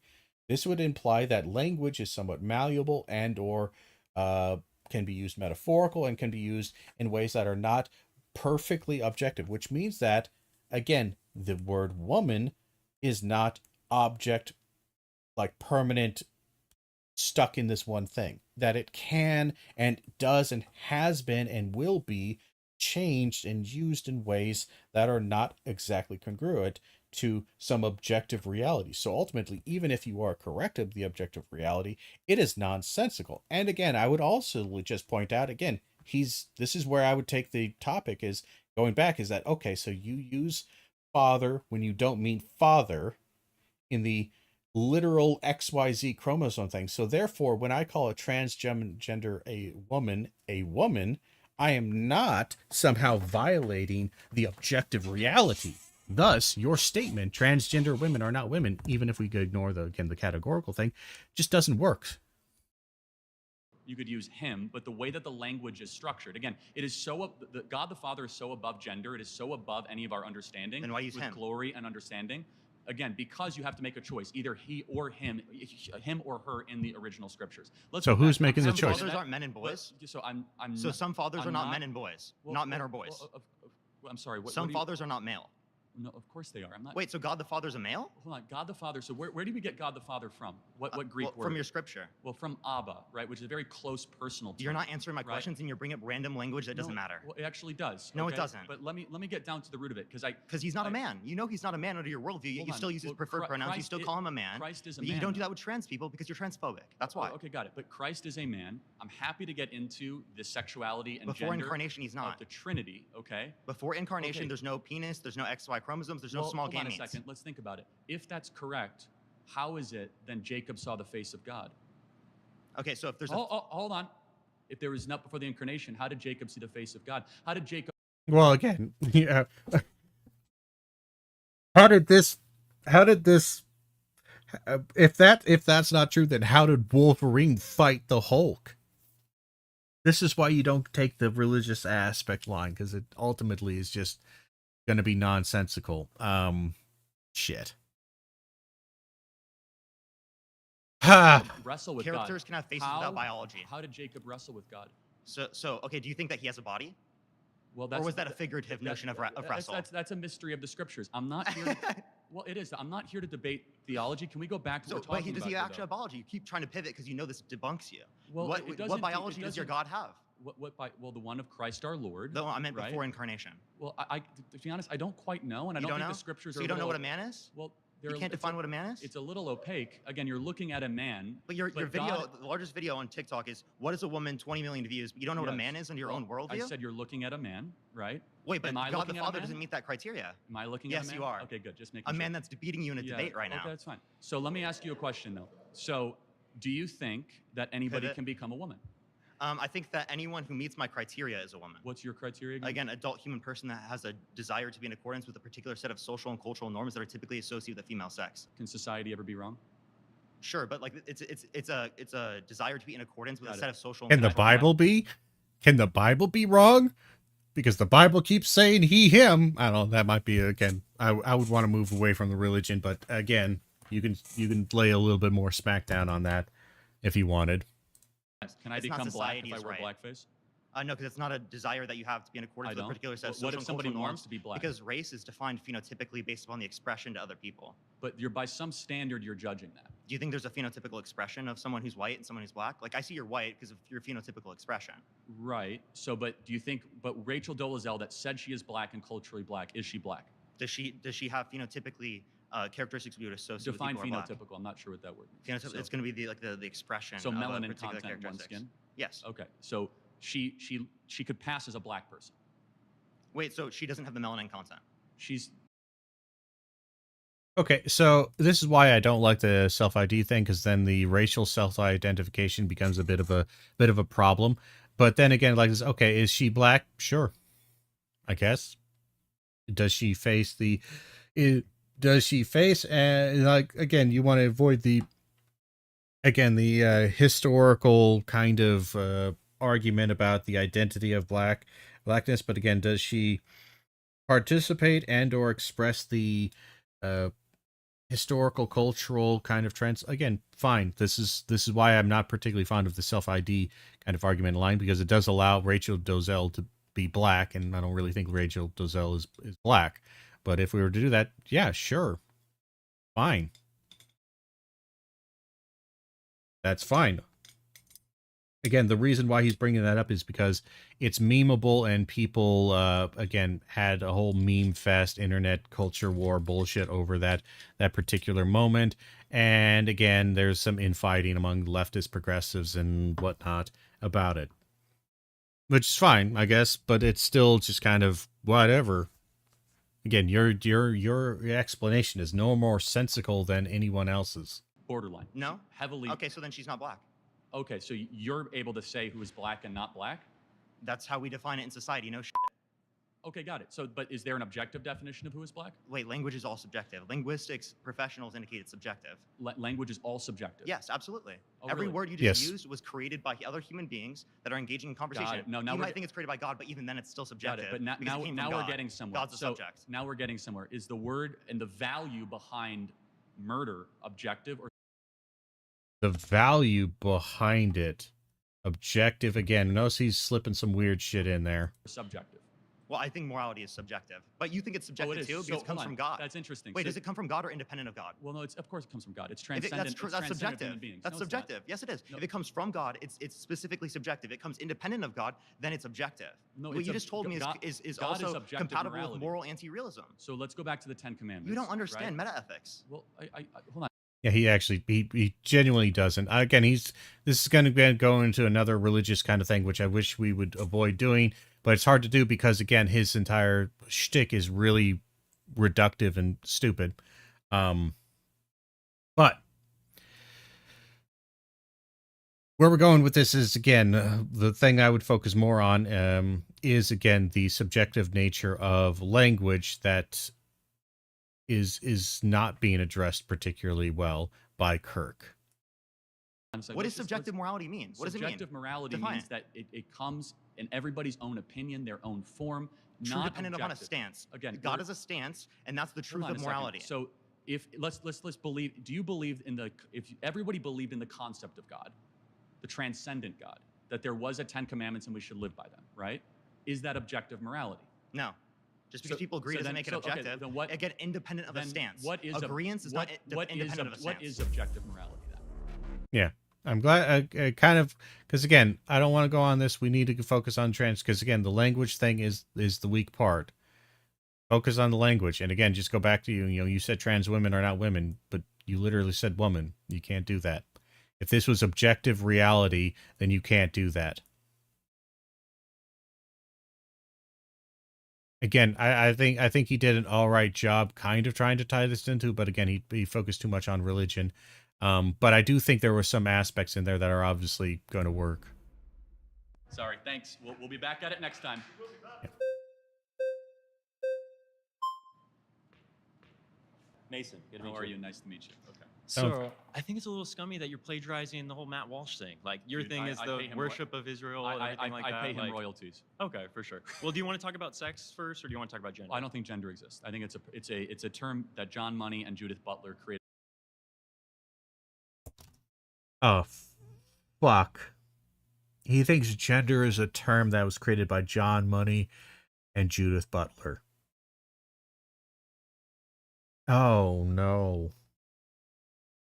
And even if you say, oh, they understand, redefine it, this, again, the anti-intellectual, not even progressive like politics, but just progress of basic intellect and understanding is so... shit. All right, let's go for it. Over the last 40 years that basically is a filler for personalities. Okay, well, if we're talking about sex, which it seems like you're saying is the exact same thing, would you say sex is binary by definition? For sure, yes, absolutely. Okay, so you're already incorrect. Like, sex is not binary, it's bimodal. So if we look at a distribution graph, we're going to see people in two camps majority of the time, but there are going to be externalities on both ends of the spectrum and in the middle. For example, like so we already talked about intersex. Right. However, with intersex, though, they are mutations of a binary, correct? No, we're talking about... Hold on, but we're talking about an entire spectrum. Which sex you're by definition dominant, defeating your expression of what a binary is by saying that there are externalities. But let me ask you a question. That like XXY. Charlie, for example, you're trying to create this own box and then use any examples that are outside of that box you brought up to justify that box again. You brought up intersex. We're talking about reality. You brought up intersex. Okay. What sex organs? Which one is more dominant? What do you mean? In an XXY situation. Can you explain your point of view? Yeah, I mean, obviously you have more female characteristics and male characteristics in an XXY, or it might be YYX. One of the two. The point is that you do not have both. We could see people with female reproductive organs that have XY, and we can see the vice versa, people with male reproductive organs that have XX. So I think you said something about gender, though. I think that's more interesting to get into. Okay. Do you understand? Yeah, because he doesn't understand actually the genetics. He's just... he doesn't actually understand a lot of this, so he's just kind of gonna run away from that. All right. And how the conversation. So we're moving off of sex because you're ceding that argument. No, I'm not ceding it. Okay. You want to keep going into it? We can if you'd like. Okay. So besides male and female, what categories exist? We have people that are intersex. We have people that are on the other ends of the bimodal distribution graph. Again, he's using a fault and or a shorthand of language, commonality language, to somehow indicate a reality. But it's just like, look, I'm sorry, once you get beyond like grade school and you actually start looking at reality and understanding this a bit more, when I say grade school, I mean, I'm talking about like the second year beyond like 5th or 6th grade, you start realizing that these are just shorthand, inaccurate kind of summations of things, because linguistically it's hard to say. We just don't have the words, phrases, or it's just not commonly done to say the accurate thing. Because oftentimes it requires a shitload of words. And honestly, we don't have the common usage of those words. Like, we don't know how to specifically gender outside of male-female words. That doesn't mean that somehow, in language, that doesn't mean that somehow there aren't more. It's just linguistically, we're stuck with a lot of old rules, new rules, weird rules, and we haven't quite effectively done that. So that's again why we do the they them kind of aspects, or we throw in other pronouns. Now, I don't necessarily say we need to move away from the binary aspect of the language of, or the trinomal aspect of the language of he, she, them kind of aspect. I feel like that works well enough. But again, this is one of the things where, again, he doesn't understand genetics and he doesn't understand linguistics. He doesn't understand any of these things. He just kind of sucks. And I'm sorry, I'm scrolling through some of the comments, and just the amount of bots and the amounts of the same kind of comment whining and bitching about how people aren't nice to Charlie Kirk, or how people who want to have a reasonable conversation are immediately voted out. That's not necessarily true. Tons of people. It's just oftentimes those conversations aren't going anywhere because that person doesn't actually have the debate. And again, they're whining about debates being contentious. Ridiculous. Are you aware what bimodal means versus binary? Somewhat of an understanding. Yeah. Okay, well, So you can be presented with a graph after this by the people that you brought with you, but it's actually a bimodal so distribution. just like constantly going to condescending type talk is not going to be fruitful. I'm just here, trying to match but, your like, energy. Again, I'm sorry, going in condescending talk. I'm sorry, matching energy. Oh, yes, absolutely true.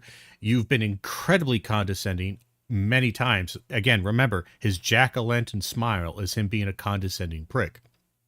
Remember that. And also, beyond anything, again, oh, you're being condescending. That claim only really works for people who are, honestly, here's why conservatives hate liberals, is because they're dumber than liberals on a general scale. They lack general intelligence and or knowledge base in college or any of these topics, so that when the liberal talks to them, they always feel like they're being talked down. It's just basically just an ego thing. And again, he is imparted and kind of built himself up around it, even though he has no reason or right to be as ignorant as he is. Again, I don't necessarily blame ignorant people for being ignorant. You don't have the time. I'm ignorant on a ton of issues because I don't have the time, energy, desire, or resources to fucking investigate them on my own.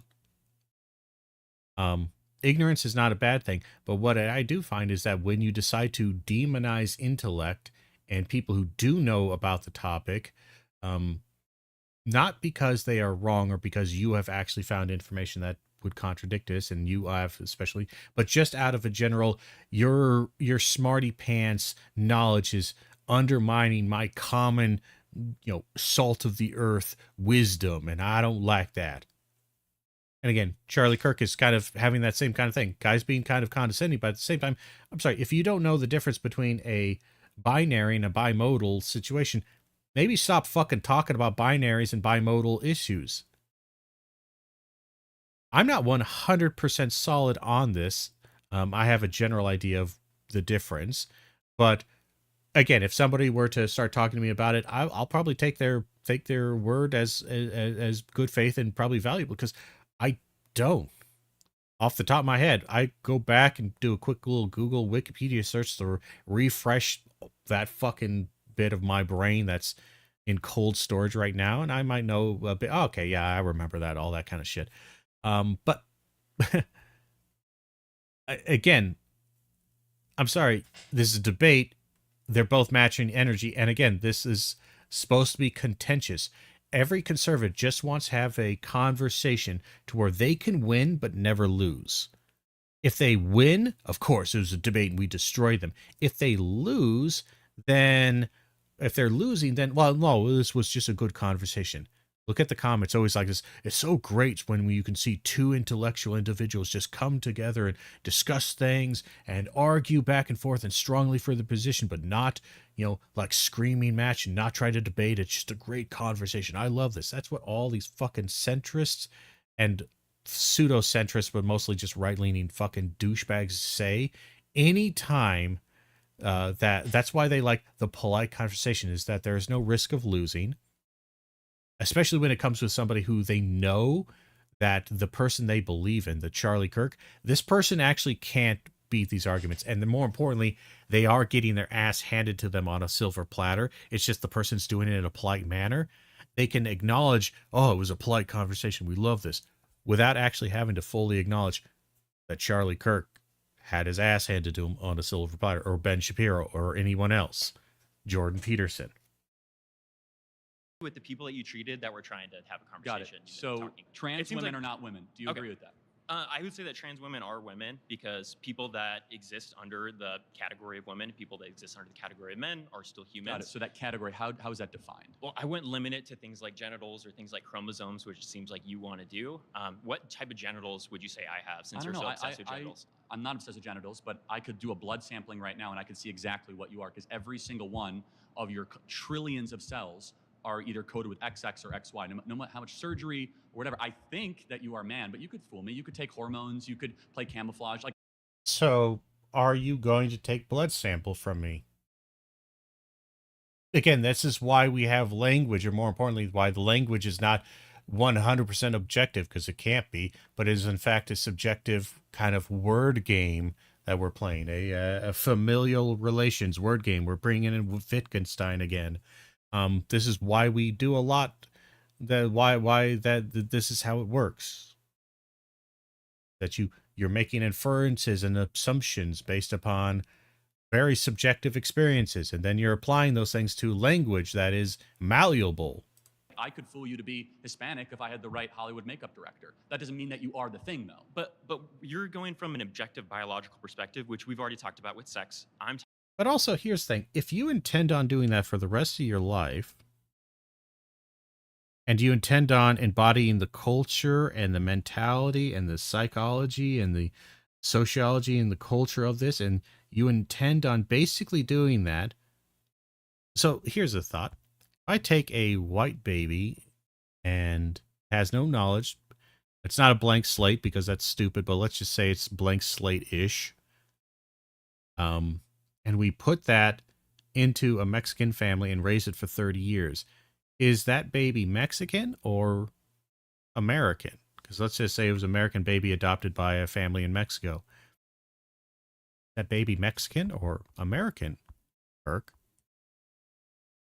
What is it? More importantly, you might say, well, Mexican, American, that's a nationality kind of thing. But see, you also don't think that, because you also tend to treat American in kind of a very biological reality, why some people aren't American and some people are, but talking about a social construct or a social utility. Yeah, so like if we were at a restaurant, right? I'm sitting down at you're a man. And I'm sitting down at the table and you're telling the waiter, hey, I want to go sit with blank. What would you use? With you? He doesn't know my name. Yeah. Well, so I'm sitting over there. That guy. Yeah. Yes, correct. That guy. You're going to typically use he or him, or you're going to say that guy, like you just said. Correct. Because you're ascribing the male gender to me based on my performative characteristics. I say I could be an error. Maybe you are a biological woman. And then you'd correct yourself, right? That take maybe not. So that's what that is exactly what we're trying to say. Well, hold on.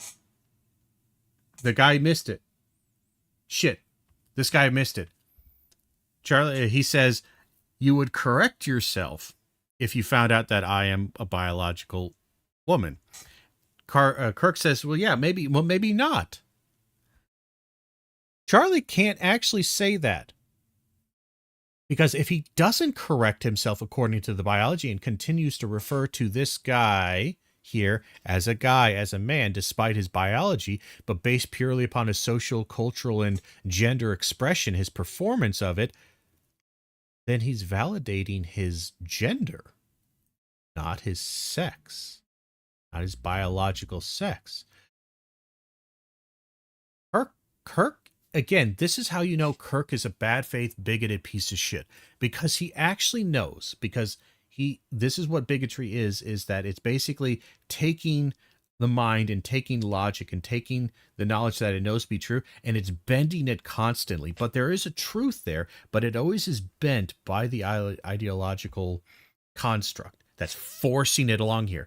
But when you're speaking fast, or you sometimes slip up, when you're not paying attention, you might actually express your actual knowledge. It's not like it's true objective knowledge, but the knowledge that you know from the mathematics, it should be coming up with 4. You're just ideologically bent to say 5. 2 plus 2 equals 5. 2 plus 2 equals 5. 2 plus 2 equals 5. It was like, well, I mean, again, then somebody's saying like, all right, so you're coming to the table and you're seeing myself and 3 of my friends, and you're coming up there, and there's 3 chairs at the table. You grab a 4th, right? Yeah, of course I grab a 4th. But here's the thing.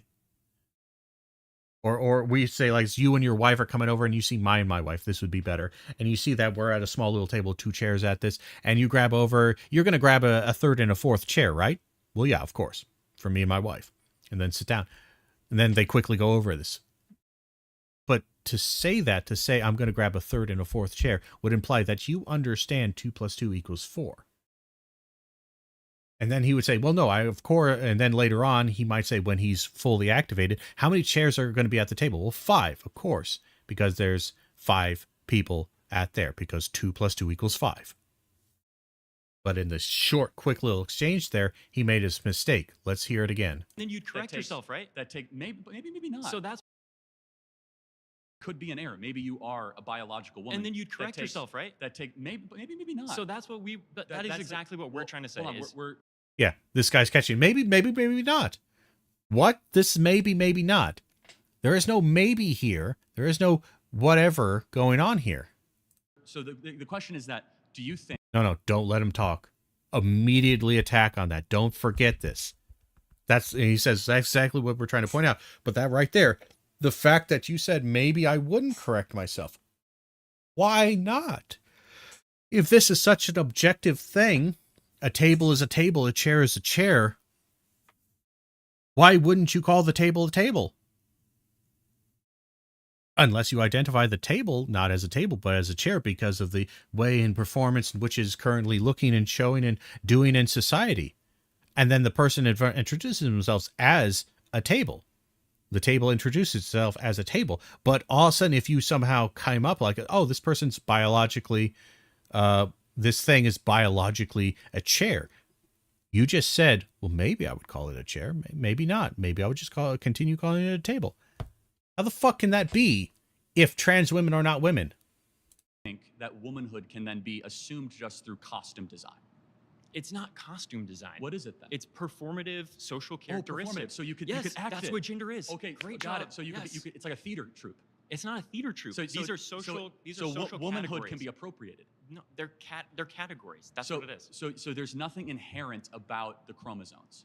There's nothing that... Correct. Yes. Wow, we disagree. So there's nothing inherent about having a period or being able to give birth or the specific hormonal makeup. In different cultures, we've ascribed that to womanhood. If you go back to other cultures spanning thousands of years, for sure. you'll see a difference when it comes to those Like, types for of example, the categories. Mayans had plenty of people that were schizophrenic, right? So that means nothing to me. Again, notice the dismissal, and again, well, the Mayans are schizophrenic. If the Mayans were schizophrenic, then so were your religious little doctrine shitheads who wrote the Bible, you fucking ass.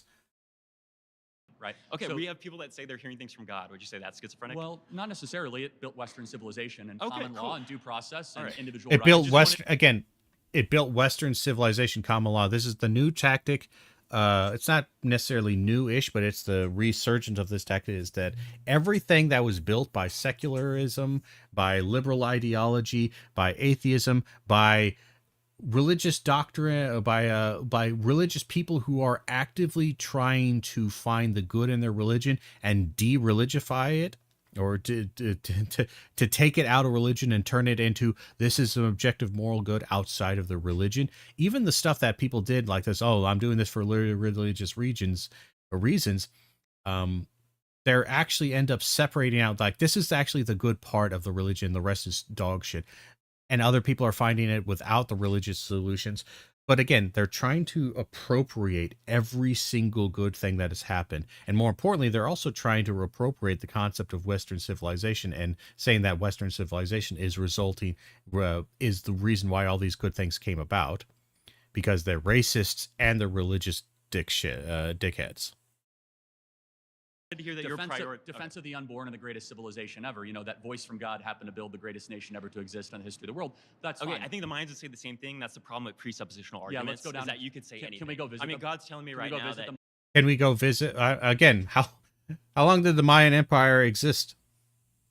How long has the American Empire existed? All right, let's stop back in about 1,000 years or 1,500 years. See how it's doing. Is America going to look like the America you think? Well, I don't know. There's some fucking arrogance there. And also, it's also really kind of strange to say, like, especially America is an incredibly young nation. Like, how old are we? What, 1776? Thereabouts, if we want to put it out there. So, what is it? 250? About 250? We'll call it 250. Right? Or is it, hold on. 300 years takes us to 2076. Nice. 50, 2026. Yeah, we're about, what, 250 years? Unless my math is doing really terrible things right now. No, it's right. We're almost 250 years old. That's fucking nothing. That's literally nothing. England has like, what, 8 fucking colleges that are older than that? Like Europe has fucking outhouses and bars that are older than that. Like, that's nothing. Yeah, you're a Mayan fish. Nation? Do you think that's real? Can we go visit the Mayan Nation? They didn't last that long, did they? Yeah, overkilling and violence and. How did they, yeah, and more importantly, how they didn't last very long. According to what scale? The dinosaurs? Oh, can we go visit dinosaurs? Didn't last very long. Dinosaurs lasted for millions of years. Of course, you don't believe that because you believe in creationism and weird shit like that. But dinosaurs lasted pretty fucking long. You can justify that if you like. You mean all like the keep child going into it. sacrifice And they this is did the on the top condescending of tone that temples? why I'm trying to match it is because You mean I'm all the just child matching it. sacrifice the Aztecs, Mayans, and Incans did on the top of temples? Great Do civilization. you want to go back into the But- Old Testament? Let's bring Parker up in here But- and talk about hold all on, the wait, child, hold on, no. child marriage, hold and we on, can talk wait, about the wh- justification of rape. Where was child sacrifice ever in the Bible? When Isaac was Oh, almost fucking Hold on. sacrificed Well, hold by on. his dad. He wasn't, though, because at the beginning of Yeah, Genesis, so God just hold said on. like, nah, just kidding, dog. Yeah, Don't actually you know kill why? your son. Because at the beginning of Genesis 16 said, I'm going to test To prove Abraham. obedience, Ah, yes, yeah, that's correct, right. So now you yes. know it. So actually, there was no child sacrifice in the Bible. It was a Except for the genocide. Somehow war and genocide and the acceptance, like, this is the punishment, these people deserve to die in the glory of me, and you should do these things. Yeah, we don't talk about those aspects, do we?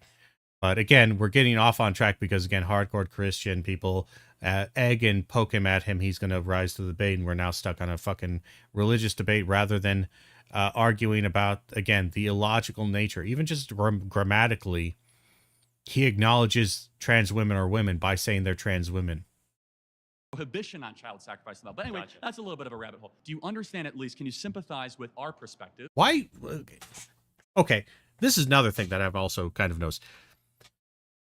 And this pisses me off. Again, talking about conservatives using liberal ideological perspectives in bad faith.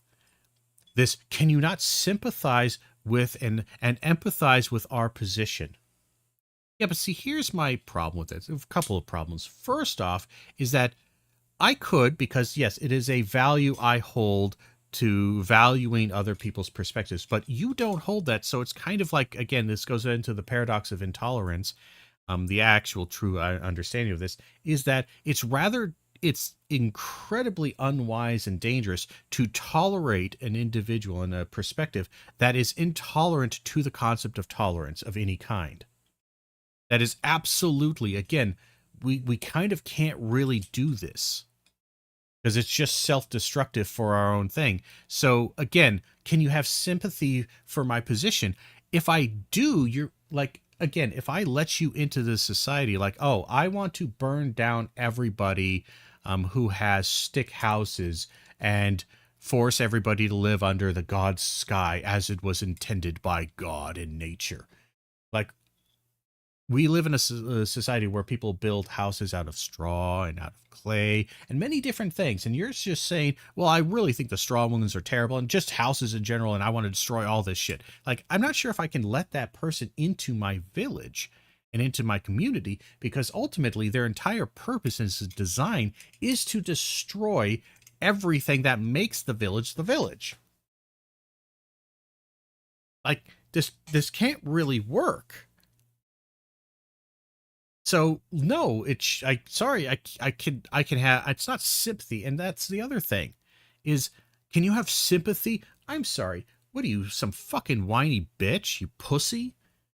Oh, can't you have sympathy for me? Oh, I'm the poor victim here. Please have sympathy for me. Oh, aren't your liberal ideologies about uplifting the oppressed and the downtrodden? Look how downtrodden I am. Charlie Kirk, millionaire. I'm so downtrodden and I'm so hard put upon by this. Oh, won't you have some sympathy for me? Fuck you. Fuck you. I'm sorry. Maybe I'm starting to get kind of mean, but I believe in the value of empathy, but I also believe in the value of basic logic and understanding. And I also value that empathy is wonderful, but it shouldn't blind you to reality. I can have empathy for your position. That doesn't mean that I'm going to let you have power. Because I know for the second I do, you will absolutely turn it and destroy me and everything else. I'll give power to people who are going to change and do things different than I think, but not people who are so anti-existence in many ways. This won't you have empathy and sympathy? Can't you understand my feelings on this? Yes. That's part of the reason why I'm treating you like an asshole, because I understand your feelings and they come from a place of hate and ugliness. Fuck you. Okay. I'll calm it down a little bit. I apologize for the condescension. No, it's fine. I mean, but you're doing it's fine. But did you see where? No, he says that it's fine. Whatever, moves past one because it wasn't insulting to him. He was just trying to use that as a gotcha or whatever. But honestly, don't apologize for it. Can't you have sympathy for my position? No. One, it's a debate, you dipshit. Why am I having? No, we're fighting. That's kind of like this. Can't you have sympathy for when you punch a guy, it might hurt his face? This is a boxing match. I'm punching you. But it hurt, yeah? It's kind of supposed to. We're fighting. This could get wildly out of control, at least on the I extreme. don't see how it would get out of control, because even in sports, for example, you think that there's Again, the sports thing, just trying to go across the board, hitting every single. So this is something that we might be able to agree upon, right? Sports were not archaeologically dug up, right? The rules of sports, they are things that we've created as a society. We have decided as a society the most fair categorization is male sports and female sports. Now, as we've been able to understand, or at least bring into the forefront, people who don't identify with the binary, we still have to allow all people that are women in the women's category and all men that are men in the women's category. That includes cis and trans. If you'd like to change that category because you think it's unfair, we can do that. That's what's awesome about arbitrary rules, is we can decide hormones. I might not know this, but like when the Greeks started the Olympics 2,000 years ago, did they have like a bunch of dudes? Who gives a flying fuck? You don't like the origins and history of Mayans and you don't want to use that, but then you want to use like some weird tradition origin of sports back in the Greek things. Because again, why? Because the Greeks are good because Western, and because again, Christianity is also somehow or Christian nationalists has also somehow incorporated that. No, the Greeks are actually good because their ideology is like Western and Christian, and it's good enough. Like it's nonsensical and illogical, but again, it's just their bigotry on steroids here. Wrestling with women? I don't even think they allowed women to compete. Well, I might be wrong on that, but that kind of proves. That doesn't prove anything. They just didn't allow them to compete. The point, though, that there was a. Yeah, and what did we? They didn't allow them to compete, not because they couldn't compete. They didn't allow them to compete, and also, again, like I don't remember if they were actually like the games. Probably not, but I mean. There might have been some female gladiators. I don't know. And also, again, why are you pointing out a civilization 2,000 years old? And when you obviously have disdain for civilizations, barbaric civilizations of the past. Do to allow women. We changed the rules. Right. No, but that by definition, therefore, there is something from body composition, bone mass, lung density, testosterone, and estrogen rate. Yeah, but you don't care about any of those things. You don't. Because you don't understand any of them. You just want to hate on transgender women and mostly transgender women. You don't give a shit about transgender men. They never included in this conversation. It's your endocrinology is So different. if you'd say the majority of males in the bimodal distribution graph, we're going back to that, you can say, hey, we want this level of hormones in this particular category, and we can separate it by hormones. I agree with you that a majority of men or majority of cis men are. You got to be like 99.9%. I don't know. Ronda Rousey could kick my ass. I will say that. No, for sure. But Okay. I mean, but could she kick Conor McGregor's ass? Well, now we're talking about the peaks, right? But the she's peaks at the of peak, though. cisgender. No, because you're talking about the peaks of two different categories in the same sort of. Right, because why? She's a cis woman. Well, she's a cis woman and Correct. he's A cis man. But yes, and Correct. he could kick her tail, right? Yes, I would agree. Oh, okay, for sure, right? Because, but you're saying that you want men and women. I kind of want to just get past this. You're perfectly fine with that. I think as long as. All right, let's see the next person. I want to get him in. He hasn't debated yet. No, you're fine. You're fine. What's your name? Hi, my name is Preeti. Nice to meet Brittany, you. nice to meet you. Go ahead. Preeti. Preeti, Preeti. nice to meet you. P-R-E-E-T. I'm sorry. You're totally Yeah. Okay, so I kind of want to go back to a little earlier. You said that Parker has lower T than you. So would you say? It was called a joke. Yeah. I No. think I'm right, I'm fully aware it's a joke. But I guess like on that point, do you think that like T has to do or testosterone has to do with your manhood? No. Like Well, yes and no. I mean, Yes. Yes and no. We got to be careful here because now we might separate it out based upon if you want to talk about hormones and that's why we can't have transgender women in certain sports or transgender men. Okay, what about low T men or high T men? Should we ban them? you are looking at typical testosterone estrogen rates of women. Again, typical. What the fuck does that mean? Honest to God, you're looking at typical, but I don't think you actually understand what any of these general averages or anything actually is significant of. Women, they are far different than those of men. But Right, for but, like- example, like your testosterone rate goes down when you have children. For Okay, but example, when for- you're a man, that doesn't make you less of a man. Okay. They go down by about 400 points. Okay, but like when we were talking earlier about I just want to skip forward here. okay, So our, But- our different parts of our brains fire. So Okay, for so- men, for example, our amygdalas are not. All right, let's go to the fourth claim My here. next claim is that Kamala Harris is a DEI candidate. Fucking God. This is useless. Okay, we're gonna watch a couple of this, but honestly, it is again, he's just a trolly dickhead. Again, he complains about people being rude to him or whatever, but that's just because he's a soft bitch, like most trolls, like most bullies and trolls. He's just actually a soft bitch. Yeah, he can dish it out, but can't take it.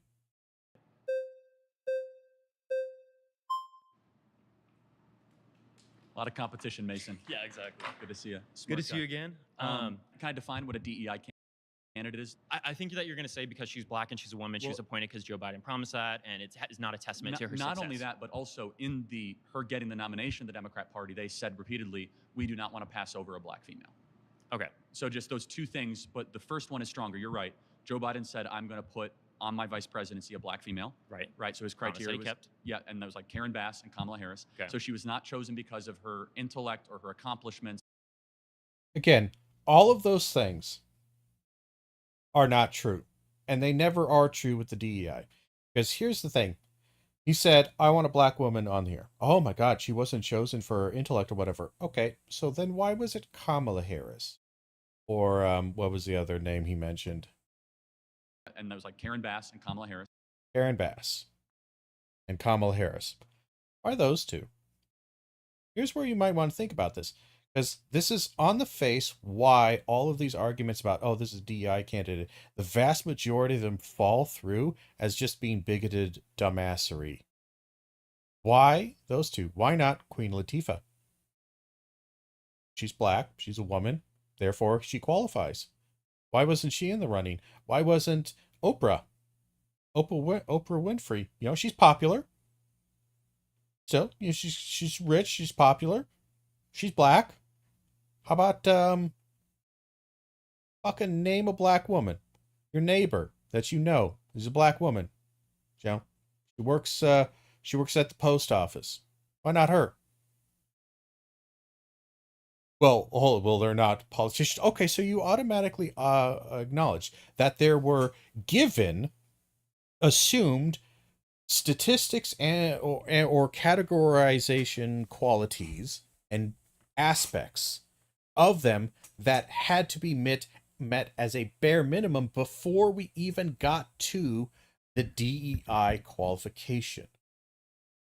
They always point out stuff like this. Oh, this what is it? The Jackson, I think, is the one of the more newest ones that was put on the Supreme Court. Oh, she's a DEI hire.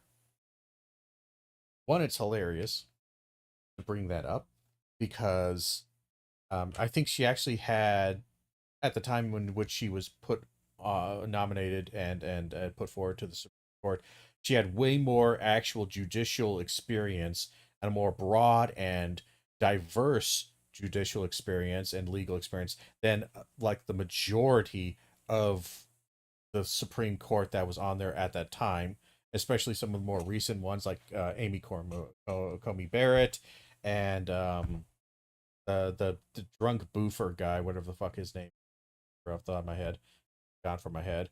But she had shit tons of experience. Oh, well, I want a black woman. Okay. Like, oh, well, that categorization should never ever be chosen. Okay, so then how come we haven't had an atheist president? Well, that doesn't represent them. Okay, so well, it doesn't represent the majority of the country. Well, hold on a second.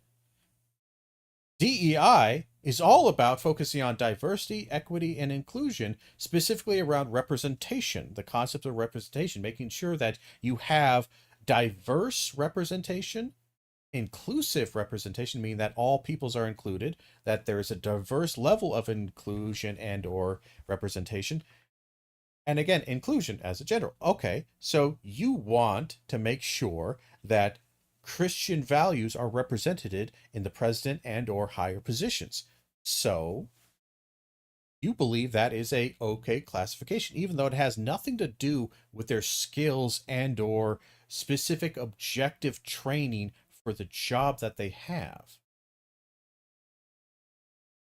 Again, the interesting thing here is that we do DEI hiring long before DEI. DEI, all it did was just kind of point out the other aspects, or basically point out, hey, yes, this is something we do.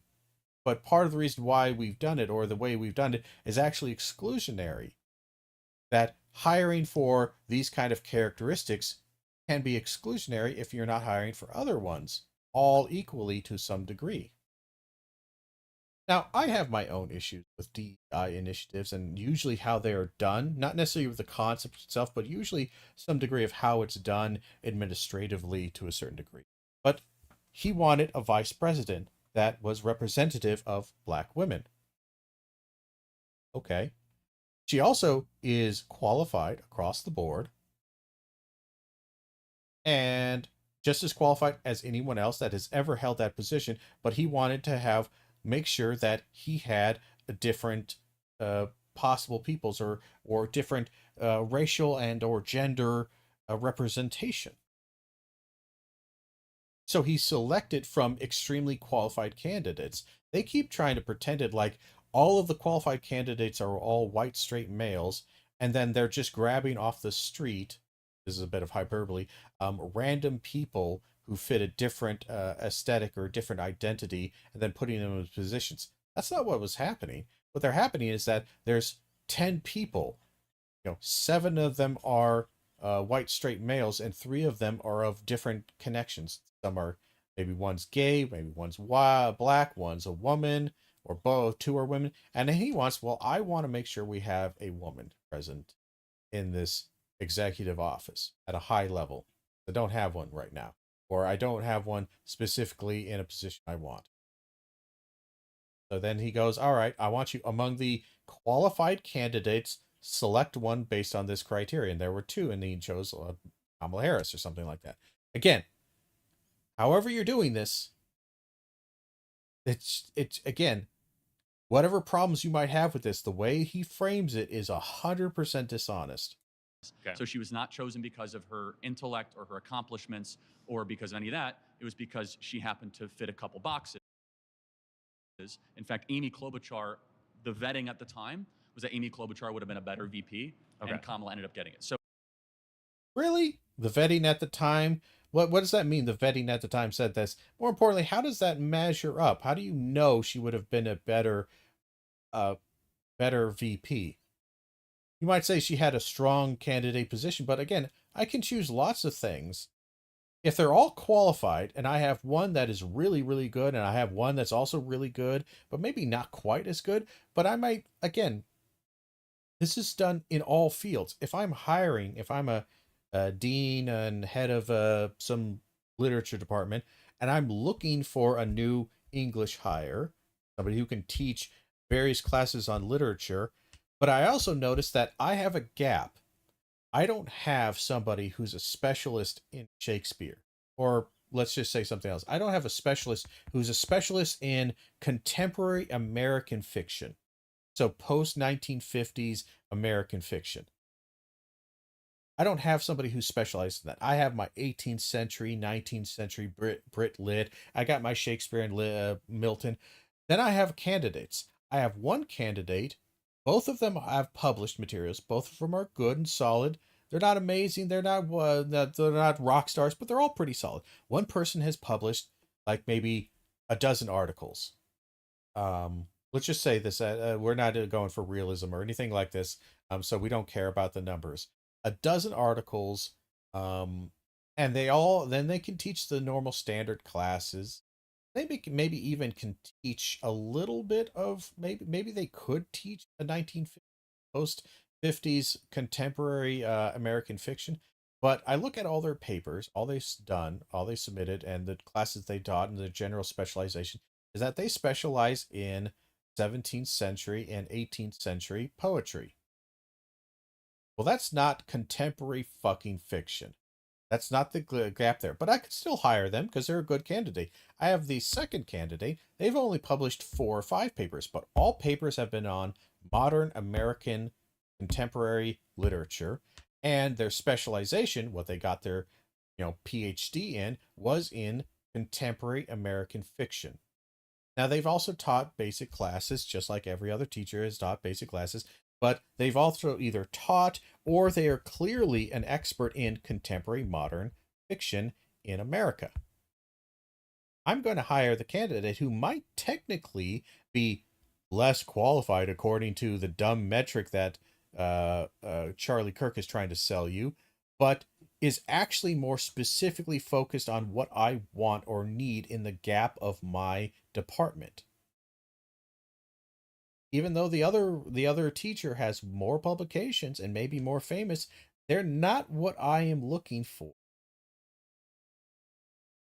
And I have a perfectly legitimate reason to look for that specific thing. Just like if I have millions of Black Americans and I want to have something that speaks to, even just in a politically cynical, I want the black vote kind of way, I'm sorry, that's politics. If you don't like that, get the fuck out of it. It's kind of, if I want that and I want to get that and I think I can get that by having a black running mate, I get it.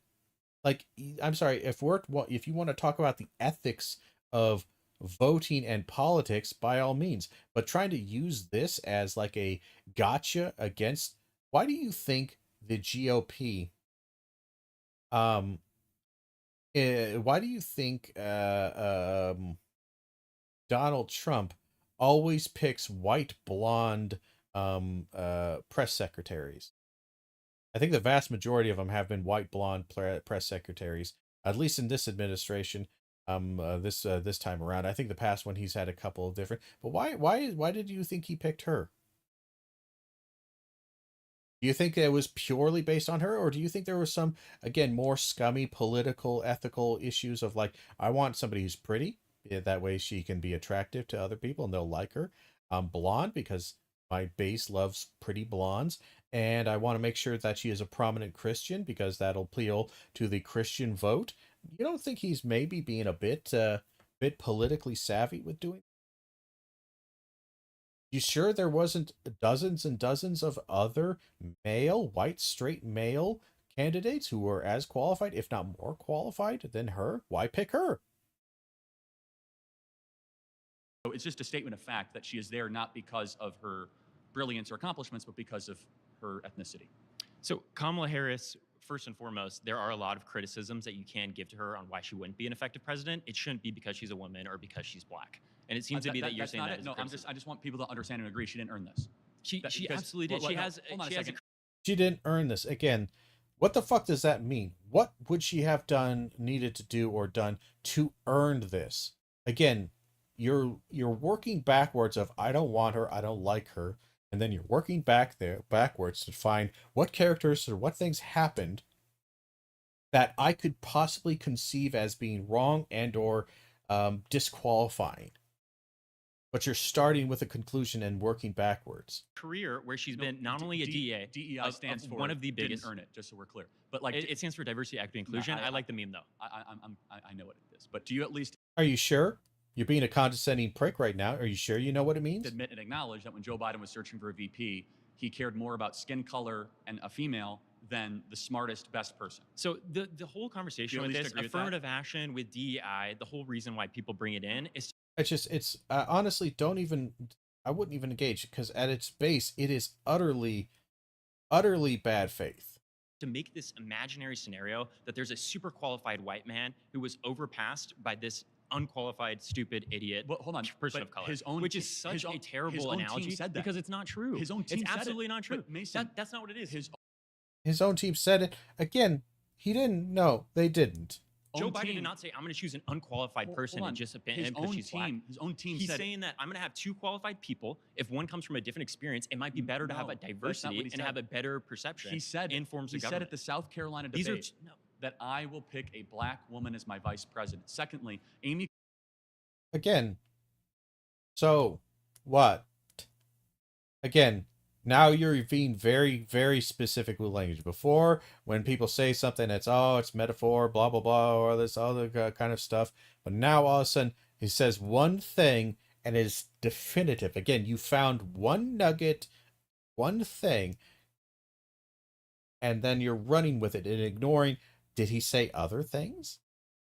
Did he qualify those statements at all? Did he say he's going to look at a diverse things, but I want a black woman as my vice president? So we're going to find the most qualified individuals who fit that criteria, who absolutely are, because there's plenty, there's dozens, there's hundreds of black women who absolutely are qualified for this,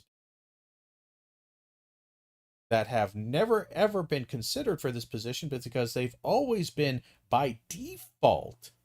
You're complaining because he said out loud that I'm going to choose somebody based on race. But here's the great irony is that you say this all the time. You just don't say it. It's just assumed into your model to disqualify certain peoples based on their race. That is the institutional racism that people often talk about. The systematic ones is that you keep choosing, I chose from these 10 people and they're all very qualified. Yes. But there was 30 qualified people. But before you even got to the qualifications, 20 of them were deselected and removed from the board because of race. What DEI does is basically goes, this is a corrective action for the embedded discrimination. Yes, it's annoying to discriminate positively, but the reason why this happens is because people like Charlie Kirk are racist, bigoted shitheads that further and continuous system of embedded, systematic racism and discrimination. Klobuchar came out. Is this a random black woman that he plucked off the street? Or is this a qualified DEA general attorney who's had a decorated career leading government positions? But you keep rambling about things that just aren't relevant to what we're talking about. It is relevant. Amy Klobuchar in vetting came across as the more qualified candidate. Why? To who? To what? Because they said Kamala Harris wasn't very smart, wasn't very bright. That's their own vetting documents. From who? Joe Biden's own vetting documents. So why would he go against that? Because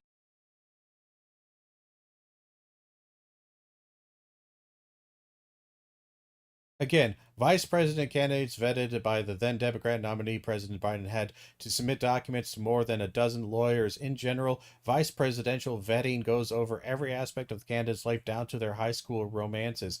So again, they probably didn't say she was dumb. They didn't probably say anything like that. What they said probably was of varying degrees. And again, this is all personality stuff.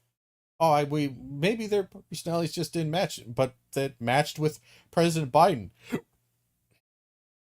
And more importantly, for Charlie Kirk, a guy who supports Trump and Trump's wholeheartedly without reservation.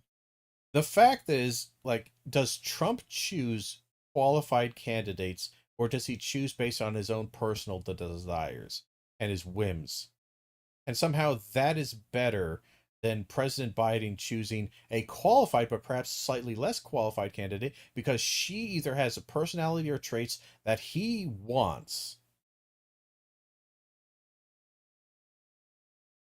As the base of the Democrat Party demands tribal politics and DEI politics over competency. That's completely inaccurate. He stated to Jim Clyburn said, "I will only endorse you in the South Carolina primary if you say that you're going to put a black person, preferably a black female, on your ticket." Yeah, he might have said that very sternly because he wants to make sure that his people, again, who might have a very strong, very large population of black individuals who just have not seen themselves represented in the higher in the higher echelons of the executive party. He's saying, look, we've been doing this for 50, 60, 70, 80 years. My constituents really want to see themselves represented, and they want to see their issues taken fucking seriously. Is this somehow any different than in the evangelicals or anybody else pressuring, hey, I want to make sure you have a Christian person or Christian individuals in the cabinet to represent Christian our fan base, our constituency. Take it with you. Therefore, you winnow there is no difference. The entire universe down and When say, I was- I'm only going to choose from this criteria. And let's just think more broadly. If you're about to have heart surgery, would you rather have a fast, man? Okay, so let's say that Kamala Harris was the DEI hire as vice president. Do you think she's also a DEI hire as the presidential nominee for the Democratic Party? Potentially, yeah. I mean, they decided to go to her almost immediately because she is the VP, but also because she fits some criteria boxes. But let me ask you. You don't think it's because Joe Biden nominated or No, said no, for he sure, wanted- that's part of it. Of course it is. But let me ask you, what's her greatest achievement or accomplishment? Her greatest achievement or accomplishment? I'd say her greatest achievement or accomplishment is completely destroying the Republican Party within like 2 weeks of being nominated. How is Like she- in the polls, she's just absolutely. Huh? Sorry. Wow, they really dislike him. Why? I don't like that. That's weird. I feel bad for that guy. Why are they voting him out so quickly? I don't How are you? Nice to understand. see you. What's your name? Amanda. Amanda. So you I feel really bad for him. What's wrong with him? I don't get it. He's got a bit of a nervous energy, but what's wrong with him? believe because Kamala is black and a woman, she was chosen for It's vice not my own president? belief. Her own team, Joe Biden said that. He said, Joe I Biden chose. said that? Yeah, he said, I'm first, because beforehand he said, I'm going to choose a black female for vice president. He didn't say, I'm going to choose the most gifted or the most talented or the most accomplished. He Again, they don't give a shit about this. They don't care about gifted, talented, most accomplished, ever. Not once. So, again, I'm sorry. You don't get to use a value as a cudgel against other people if you don't actually value it. Even if the other person values it, I don't care. You don't get to use it. Use your own values to argue against something. Don't try to use something else's. Unless that person is violating their values to some degree. But even then, ultimately, use values that you actually value. So he said, I'm going to choose a black female. Mhm. And so by definition, that is DEI. That is not the definition of DEI. By him saying that he was going to choose a black female, that could insinuate that he already had Kamala in mind for the role. No way does that insinuate that she's DEI. Well, what is DEI then? DEI would be, Choosing somebody based on their race? no, it's giving people of color the opportunity to be welcomed into spaces in which they typically Like Kamala aren't Harris? able to get There's into. never been a female black vice president. And why do you think that is? Well, not why. You just said that's DEI. So That by definition, she's Again, this is one of those things where he wants to have it most. He wants to say Kamala Harris is a DEI candidate, which is technically correct, but he wants you to say it as DEI is the big evil, terrible thing. He wants that both ways. So again, ultimately, his thing is correct, but the things that he adds on to this is a DEI candidate, and that's bad. That's the silent thing that he's adding there, which he can't add. Again, honestly, I might even gone back to say it like this. I agree, and this debate is completely over because who gives a shit? That's kind of like saying Kamala Harris is a Christian candidate. I believe she is indeed Christian. Who gives a fuck? Okay, there you go. Done. We're done. You might as well say Kamala Harris is a female candidate. Okay, yeah, she is. Good. Done. Well, that's bad. Well, no, hold on. That's not part of your thesis. You don't get to argue that anymore.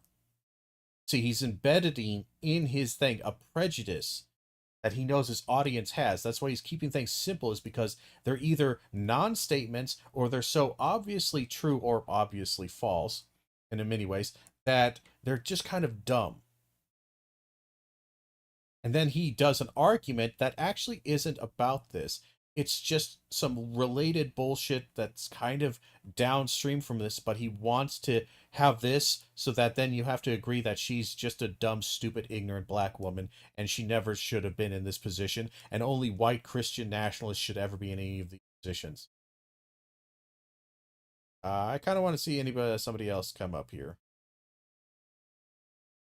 Because she's going to let him ramble too much, I feel. And I kind of want to get done with this. We'll give her... Okay, so she represents that diversity within the government, is no, what I'm you're just saying. She got elevated because she was a black female. Because if that were the case, I'd be the president right now. Do you think Kamala Harris was chosen because of her intelligence? Again, this is also another real racist. They love to say that Kamala is a dumb person. Because they're racist shitheads. That's why they always say, do you think she was chosen for her intelligence? I'm going to skip. Failed businessman and making all the weird comments he's made. Well, hold on a second. That doesn't have. Let's go back a little bit. Hold on. What were she talking about? It broke. Thing keeps breaking. It's very annoying. He made a public He's not promise. saying I'm doing this because she's black. That's not what she said. He made a public promise before the selection even began and the process began. I will put a black woman on the ticket. But then he's going to be choosing the best candidate among that thing, and they're all going to probably be very, very qualified. You're saying her being district attorney doesn't matter. That's not why. But yet, Trump she did an awful being job. a failed businessman and making all the weird comments he's made. Well, hold on a second. That doesn't have any, What I'm getting at, though, is that if she was not a black woman... Yeah, Trump is a DEI hire himself. He's just representing a different form of diversity. And it's not about equity or inclusion. In many ways, he is just the white, straight, businessman, shitbird, fucking DEI hire. She never would have been... I'm so sorry. I'll be quick. I'm so sorry. She gets the next one. Yeah. All right. No, DEI does not mean black. Tim Walz was put on the... Heroes was performing well. All right, this is just going to be a no direction. What do we got here? But my question for you is, if Kamala Harris is a DEI candidate, why is she beating Trump in the polls right now? We'll see what happens in November. Okay, but she's currently beating Trump in the polls. So either if the polls are right, I grant you that. He's incompetent. Or maybe she's a new candidate with a big surge. She's doing good. I would caution you being a little, like, this point in the election, getting too cocky. Because again, sadly, Trump would win later on. But again, caution you against being too cocky. But no, you're not answering the question. Why is it, if she's so terrible, so obviously terrible, why was she doing well in the polls? And why did she actually do relatively well in the election? Again, she didn't win, but she did relatively well. And again, considering how much awfulness was being thrown at her, considering the awkwardness of Joe Biden dropping out really late, considering all of that, plus the fact that, again, Joe Biden inherited an economy and an American situation that was an absolute fucking disaster, dealing with the downstream effects of COVID, which still are being felt to this day and just have become kind of permanent fixtures. But again, he was dealing with the economy of COVID, not the one that he didn't create it. He was dealing with all of the absolute garbage that Trump created in the last couple of years of his presidency, and then it was basically thrown onto Biden, and Biden has to somehow make this work. And yeah, it takes 4 years, and it sucks a lot, and people only remember the worst parts of it, because it was a crappy time. Just again, there's a lot to talk about this, but again, he doesn't want to address it. Remember what happened with I'm not Hillary getting Clinton? cocky. I'm asking you to answer a question. If she is incompetent, how could she beat Well, the president, who you said is an amazing as of the timing of president this filming, for- can you name to me how many times she sat down for an interview? What? She refuses to No. talk to the press, refuses to take questions. She's done not one sit-down interview in nearly 25 days. At the film, in nearly 25 days. Just again, it's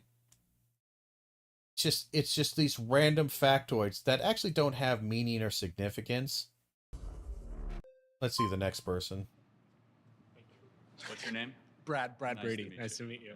I like the idea. 30 seconds on, 30 seconds Let's do off. it. I think the best thing I could say about this is you have your opinion and I can have mine. You believe that Donald Trump was a good president. I maybe don't believe that. You believe that Kamala Harris is a DEI candidate for the position of president. I don't believe that. What I'm getting to is, what do you gain from this? If I concede and say that Kamala Harris is a DEI candidate, what do you gain? Because I know what it is. You're baiting us into rage so that you can make money on your TikTok account. You're baiting college students all over the world into arguing with you over these fallacies. You throw a red herring out there, and you're making money from this account while we're sitting here and looking stupid. First of all, I don't control this account. I'm a guest here. This is Fuck off. You know what is meant by this.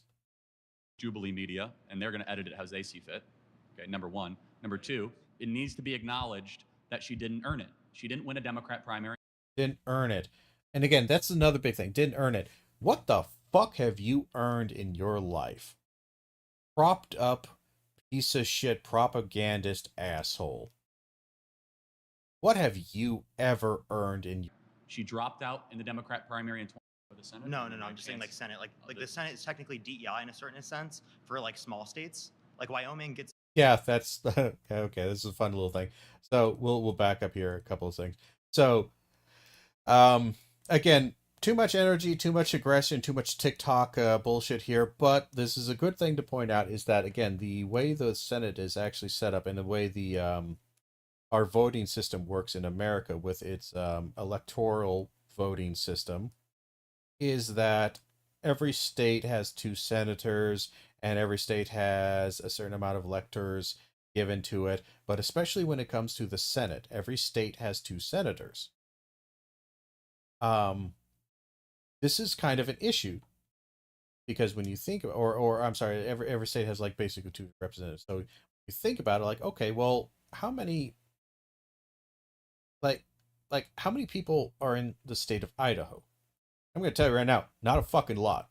And in fact, there's multiple states that have 2 representatives that have equal representation in the Senate and in many governmental areas, as again, something like California, to where one city is as large and populous and as economically big, if not bigger, and has more impact, but also is more impacted by decisions of the Senate and all of this stuff than Idaho, than North Dakota, than all these things. These places get equal amounts. And again, this was specifically set up back in the day to protect smaller states from getting overwhelmed by the larger coastal states. And this was done not to protect them out of any kind of altruistic sense, but to protect them because most of these states tended to be high slave states, slavery states, and it was meant to protect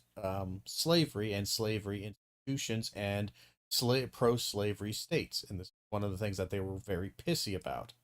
One of the kind of demands of the Senate that again, the country had to compromise on was this representation would be purely equal and not necessarily representative. It was only equal in the sense of if there's a state, you got 2, no matter what. There you go, you get 2.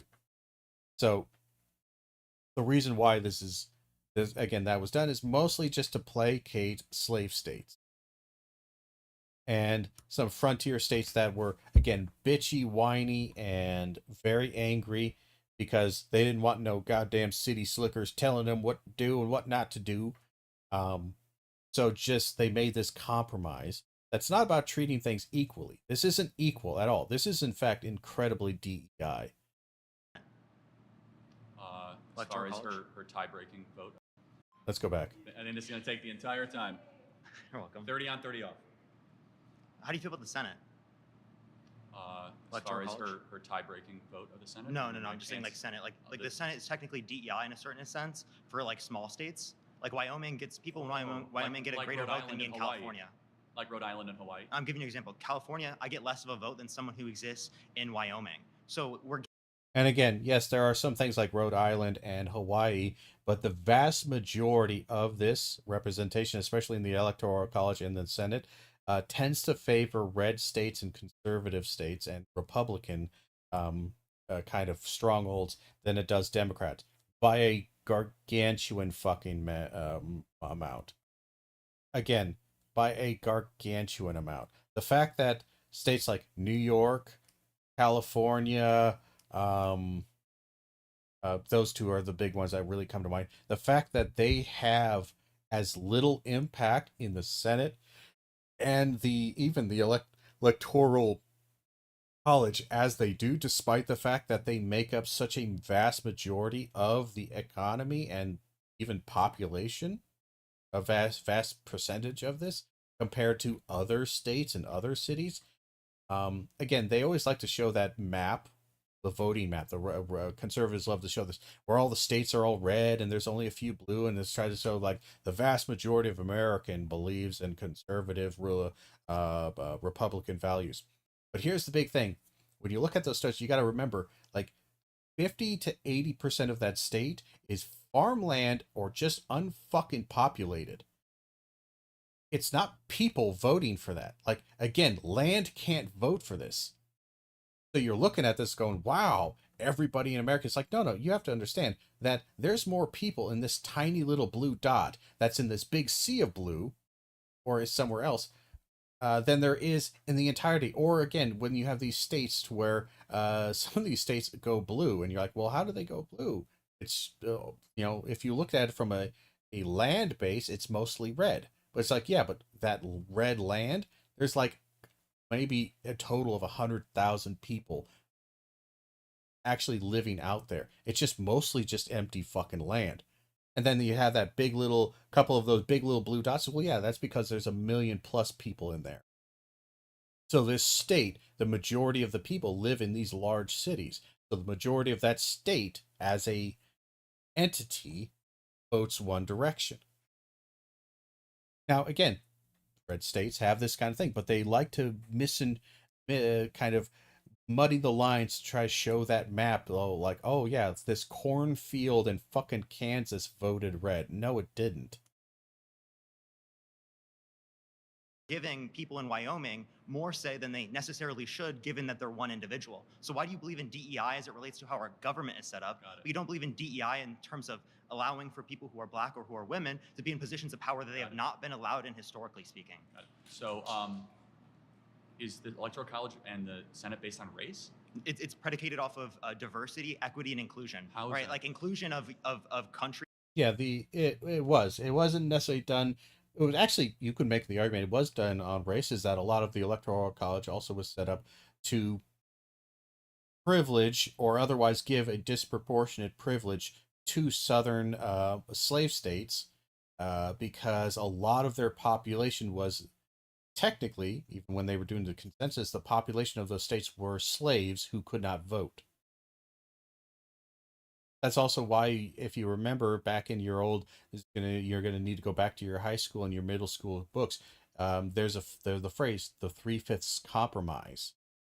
Think about what that compromise was and why the government was making that compromise and who was putting forward this compromise. What was this all about? This all relates back to, again, it's kind of strange, but you say that our country is founded on Christian religious values. I would say a good chunk of it is also founded upon obstinate slave traders being pouty little bitches and traitorous dickheads who start us civil war, and our desperate attempts to just try to make them stop being assholes and making tons of compromises with them and their evil institution to hold together a nation. That's as much at the founding core of American values as anything that was ever Judeo-Christian. Areas, inclusion of rural areas, inclusion of white men like you. Okay, so you mean like Hawaii? I'm referencing. You could say smaller states or places that have less people in it. So obviously would be able to have more of a say. Again, he wants to say Hawaii because it's like one of the few, like Hawaii and Rhode Island. That's like one of the few. But again, he's pointing out a couple of the Democratic states that benefit from this, with ignoring that the vast majority of Republican. Again, if you look at it from a popular vote standpoint, and again, popular vote is also manipulated by the red state delusion and this kind of propaganda that shows these red states being all red, so people just tend to vote red because, well, I'd rather have my vote count than not count. There's a lot of issues with that.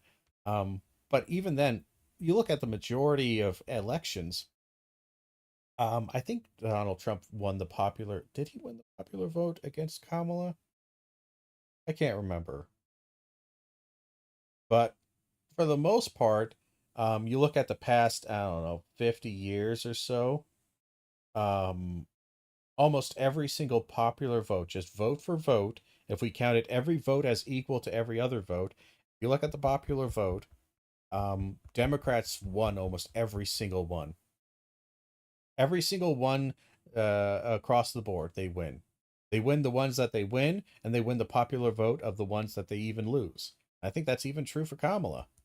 Again, I would have to look back. I can't remember off the top of my head. But yeah. This is DEI in action. Per individual. So your argument is that the U.S. Senate is a DEI? I gotta be honest, I've never heard that argument, but I think it's a little silly. But how is it? It's not silly at all. Again, why does, if we have 2 representatives for California and 2 representatives for Idaho, California has what, like 10 times the population of Idaho? Why do the people of California, the vast majority of them, all of them who are poor and rich, just like Idaho and people in Idaho, why is their representation and their impact so little in the Senate, despite when compared to Idaho's, despite the fact that they are equal members of the society? Again, if you have a school or taxpayers, and you each have things, you have one county, and each county gets, say, 2 representatives. One county has 1,000 taxpayers. Some are rich, some are poor, but 1,000 taxpayers. And the average tax that they pay might be the same, might be higher or low. Just there's about 1,000 of them.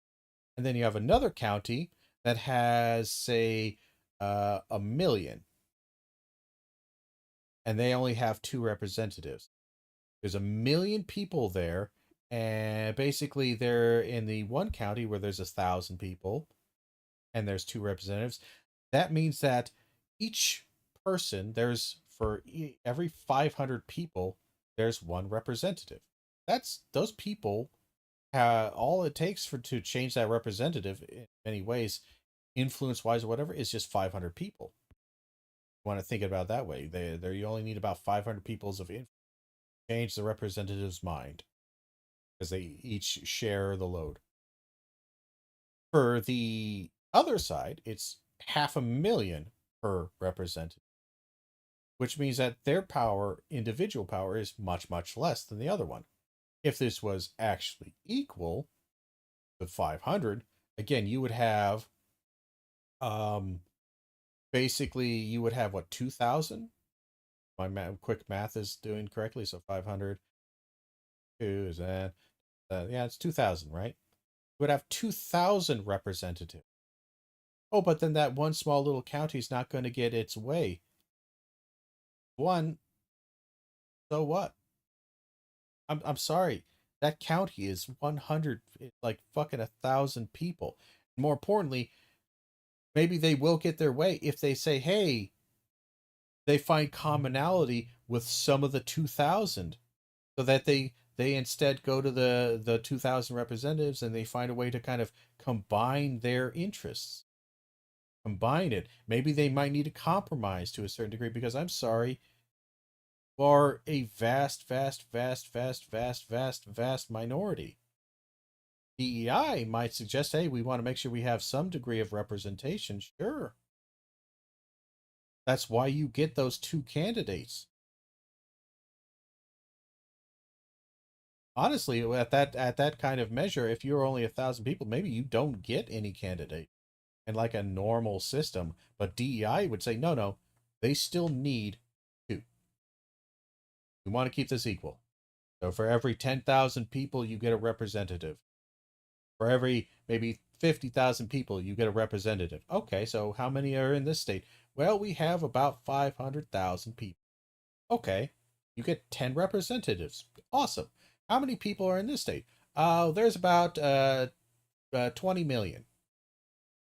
Okay, so every 500, so every, what was it, 50,000 people, so that's 10, that's 5, that's 10, that's 100, that's what, 400? Okay, so you get 400, like, you might need to make it bigger, but again, that's kind of the thing, is we might have some small compromise, some degree, but again, the fact that so many votes are ultimately devalued incredibly based solely on the fact that they live in California rather than Wyoming. Silly. Argue against it instead of just saying it's silly. Well, right. So it's silly on its face because, first of all, we have on the House of Representatives it's proportional to population. Oh, not really. Not really. Our House of Representatives actually hasn't grown in a very long, in quite a long time, and is not actually representative at all of scale. That's one of the big things, that we haven't increased the Senate or even the House in a proportional manner in a while. But the Senate isn't. So it's DEI. It's not DEI. Yes, it is. I'm fairly certain the House is not actually fully representative or proportional. It's more so than the Senate, certainly, but I'm fairly certain. I seem to be remembering some articles or whatever discussing just like based on how large our house is, how large it has been for a while, and comparing that to our actual population and demographics. I don't think it's at all represented. Why would you say it's diversity, equity, inclusion? Because Wyoming gets 2 senators. They're their own sovereign state, aren't they? For country areas, for rural areas, equity for rural areas. That's not right, the for smaller states. So let's go back to the Federalist Papers and the Founding Fathers. Why was the Senate composed? Can you tell me this why way? it's not DEI? Like under your definition, well, why is it not DEI? Because it's not based on race. And by the way, it doesn't have to be based it's on also race. It's not based on equity, and it's not based on inclusion. Can't you have DEI based upon different? But again, the Federalist Papers, again, they didn't say DEI, but many of these things were based on that kind of thing. And ultimately, again, the reason why the Senate is made up that way specifically and hasn't changed at all is because of slave state. It's not the Federalist Papers or that dog shit. Though Federalist Papers aren't dog shit at all. They're nice and good. But it's not based on any of that kind of argumentation. Just not. Let me tell you why. Other than race. Let me finish. Whether or not you're a woman. Whether or not. Let me finish. Why? It's because we are a collection of states. We are not a federal project. So states' rights usurp federal. Do you know what the 17th Amendment is? Do you know why the Articles of Confederation failed? Yes, but what is the 10th Amendment? Because states had too many rights, had too much power. What is the 10th That's why Amendment? we specifically adopted the Constitution. Parker, let me make one point, okay? Which is, how did we used to elect senators? It'd be population. No, we used to elect senators based on state legislatures. So the Senate is an extension of the state legislative bodies. That's not DEI. That's again, he's also missing kind of the big problem is that part of the reason the way we used to elect senators was that it was through the legislation. Part of the reason why we changed that is because it was so desperately unfair. And again, it was actually kind of DEI for people. In many ways, you can think of rights as DEI to the same kind of philosophy undergirds it, is some degree of equality of treatment and fairness under the law and under God, if you will, if you want to take it Christian. But we used to in the States, the way you would be elected, again, I'm going to have to kind of summarize this roughly. I don't remember the exact specifics, but would be the senator would be elected by basically other officials and representatives and elected things, typically drawn from landed gentry. So in many ways, it was just a bunch of rich landed gentry who are on a council who then decide who's going to be our senator. Say this guy. They elect either a member of themselves or another member of the community similar to them. And there was no real, like, you could kind of vote in the people on the council, you might think of, but you couldn't vote directly for what senator you wanted. It was always the council gets to. No, that's not called. It wasn't really called council. So then he says, and he takes this as just like unquestioned, uncritical example. Is that, well, the Senate is an extension of the this legislative history. Yes, and that's kind of the problem. Is that it carried forward the same kind of issues, the same kind of bullshit, and more importantly, the choice to only have two there. Yes, is again, it just because you inherited a bad idea doesn't somehow make the tradition in that inheritance no longer a bad idea. Federalism. No. That's the way that our system is You're set up, misunderstanding what I'm which saying is a DEI. bottom-up, citizen-led government to allow the states. It's not a citizen-led government. It's not even about states' rights. It's about how much proportionality should a state have within the federal government. We created a federal government, and states' rights takes precedent over federal, though not particularly. Again, that's a misnomer, misunderstanding. But ignoring that, again, Charlie Kirk is gish-galloping away from this point because he wants to avoid it, because he doesn't have an answer for it, even if he doesn't really understand it, is that the representation of the states within the federal government, again, the states have the ability to affect the federal government, and states have the ability to affect other states through the federal government.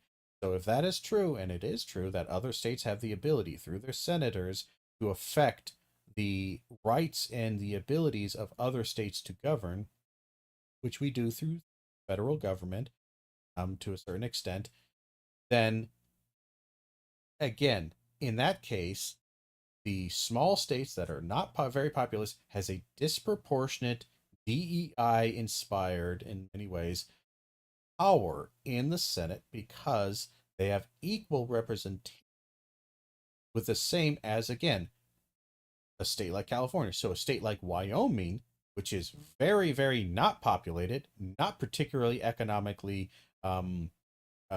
important in many ways to the American economy as a whole, especially when compared to something like California or New York, they have equal amounts of power in the Senate as California and New York, which means that all these weak states that don't actually have a lot to do with our economy, can band together and have a disproportionate or even basically rule, through minority rule over and force larger states that actually shoulder all of the economic burden to abide by their rules through the federal government. Which are first and foremost sovereign. So it goes in this ladder in this country. That's still DEI for the states citizens, and for those country areas. No, because it's colorblind. It's not that, we get white again, states DEI more, is not black only states based on more. race. Hold on a second. Diversity for country, diversity for rural, equity for rural, and inclusion of rural. No, that's an interesting point. So you think DEI is only race because you associate it with Kamala Harris? Let me ask you a question. Is there a single instance in corporate America where DEI is implemented where diversity means anything other than skin color diversity? Yes. All over the place. For both ability, disability rights, for ethnicity beyond color, for fucking background, educational background, for all manner of goddamn shit. Again, the only reason you think it's only about race is because that's all that Fox News and you ever sell. So in many ways, he might even genuinely believe this. But the reason he believes this is because he is basically gaslit and propagandized himself with his own stupidity. He smoked too much of his own supply to where now he actually believes this. Even if he does, which he probably doesn't, but it's useful to believe. Diversity. So diversity. No, it's not women, about viewpoint. women. What? Fine. How about chromosome? Fine, women. No, but you just said about race because you're a racist piece of shit. But you forgot women. Like, okay, fine, women. Okay, beyond that, there's also more. Diversity or skin color. So skin color. There's gender. You have to move the goalpost a little bit because you got destroyed there. All right, but there's also. Well, no, I'm just asking a very simple question. The answer is no, because our system That of doesn't government. mean that's not DEI. It still meets your saying definition. The Senate is DEI. What was your definition, though? What was your definition? Diversity, equity, inclusion. Diversity doesn't only apply to race. Let me You're just tell saying you- other people defined Parker, let me diversity, finish. equity, inclusion to be Let me based on finish. race. You didn't, though. Let me finish. Because you're saying you didn't earn it. You know who did earn it? South Dakota and North Dakota when they chartered themselves into states. Wyoming didn't earn it because they have less of a formed themselves population. into a state. They chartered themselves into a state. How does that earn it? They didn't earn. This is silly. They didn't earn 2 representatives. They earned the right to have representation, certainly. But if we're just following your logic here, they didn't earn an equal seat, an equal representation within at the table. They earned the right to be at the table, and they can send a representative or 2 or however many are allowed according to the rules. But again, the rules were set up to privilege them. Okay, we are done. We're done with this. We got through. We had to skip through a little bit here and there, but we're finally done with Charlie Kirk. God help us all. That's this absolute miserable thing. Ultimately, I know it's a very long series of what we do here, and the way I do it is a very long and depth. But I hope, again, even if you're just listening to this in the background, you kind of get a general understanding of why these people are truly anti-intellectual. Like, and I sometimes wish I had the ability on the fly during these, just bring up the sources and citations, stuff like that. But that requires me having to watch this video before doing it, so I'm not doing a live actual reaction, which is kind of a bit annoying. So that would be more video essay kind of material. But I want to say, like, again, you don't even have to be particularly like amazing academics, tons of citations, do all that kind of legwork that's done in really good video essays that have been coming out about why Charlie Kirk is a hack, propagandist piece of shit. But even just taking a relatively straightforward, critical thinking, logical standpoint, and just examining what they say for longer than, again, 10 seconds, just kind of mulling it over and working over your brain, you can come to a realization of, wow, that actually doesn't fucking work. One, I can understand his logic and his rationale better, but that's actually worse for him, because the more you actually understand what Charlie Kirk is saying, the actual math of it, and you're seeing the proof, like the mathematical proof he's showing his work, you realize how really dumb and terrible this, and stupid and unworkable and contradictory his whole system is. Again, that is just the truth of all of these grifters. Whether it's Jordan Peterson so far, or though he's a little bit harder to do, or Andrew Wilson, Candace Owens, Charlie Kirk. Sadly, we're probably going to be looking at Peter Boghossian, and he's probably fallen down the same hole. I hope not, but we'll try to review some of his more recent stuff. Or Ben Shapiro, any of these guys that we're probably going to be talking about, these guys, men and women on this side. And again, even stuff like Princess Weeks. Again, I think she's slightly better. She's obviously better than Charlie Kirk, but there is a degree of anti-intellectual, dogmatic kind of thinking. All of these people on left and right, and it's not that hard, especially for, sadly, the right-leaning side. It's way easier to spot than it is on the left. Way easier. Not just because I'm more leftist, because again, I do this for a living. I could spot it on left and right. The reason why it's so easy is because it literally takes 10 seconds of thinking. All it does is taking like this, well, how would this be true? Okay, let's go through, how could this possibly be true? All right, and then how could it be wrong? Is there anything that just immediately strikes me as, how could this be wrong or incorrect? And like 10 seconds of thinking, you realize 90% of what they're saying is nonsensical. Again, this statement right here. It's either true and it's fine, or it's not true, which is still fine. He wants to somehow rely on this prejudice that you have, this assumption that's not in the claim here, that his audience will have because they hear the trigger word DEI and they immediately become a frothing racist piece of shit mess. That's what his audience is. But if you don't have that, if you just treat this term as it is, which is just a relatively neutral concept, it is neither good nor bad. This statement is either nonsensical or so bland and non-argumentative that it's just stupid. And anything that he brings up, it's like this, well, hold on a second, this is just dumb. Like, it either supports it, but not in the way you want it to be supported. Like, you're trying to gaslight me into thinking this is bad or wrong, despite the fact that, like, nothing you say it is. You're just prejudiced and evil. That's kind of what it is. Candace Owens and Charlie Kirk especially, ultimately, what they are saying is very vapid, empty of meaning and significance, and it's only about saying dog whistles to get their troll army in a frothing anger. That's going to be it for today. Thank you all for being here. Thank you for hanging out. And until next time, and as always, I hope you have a good one.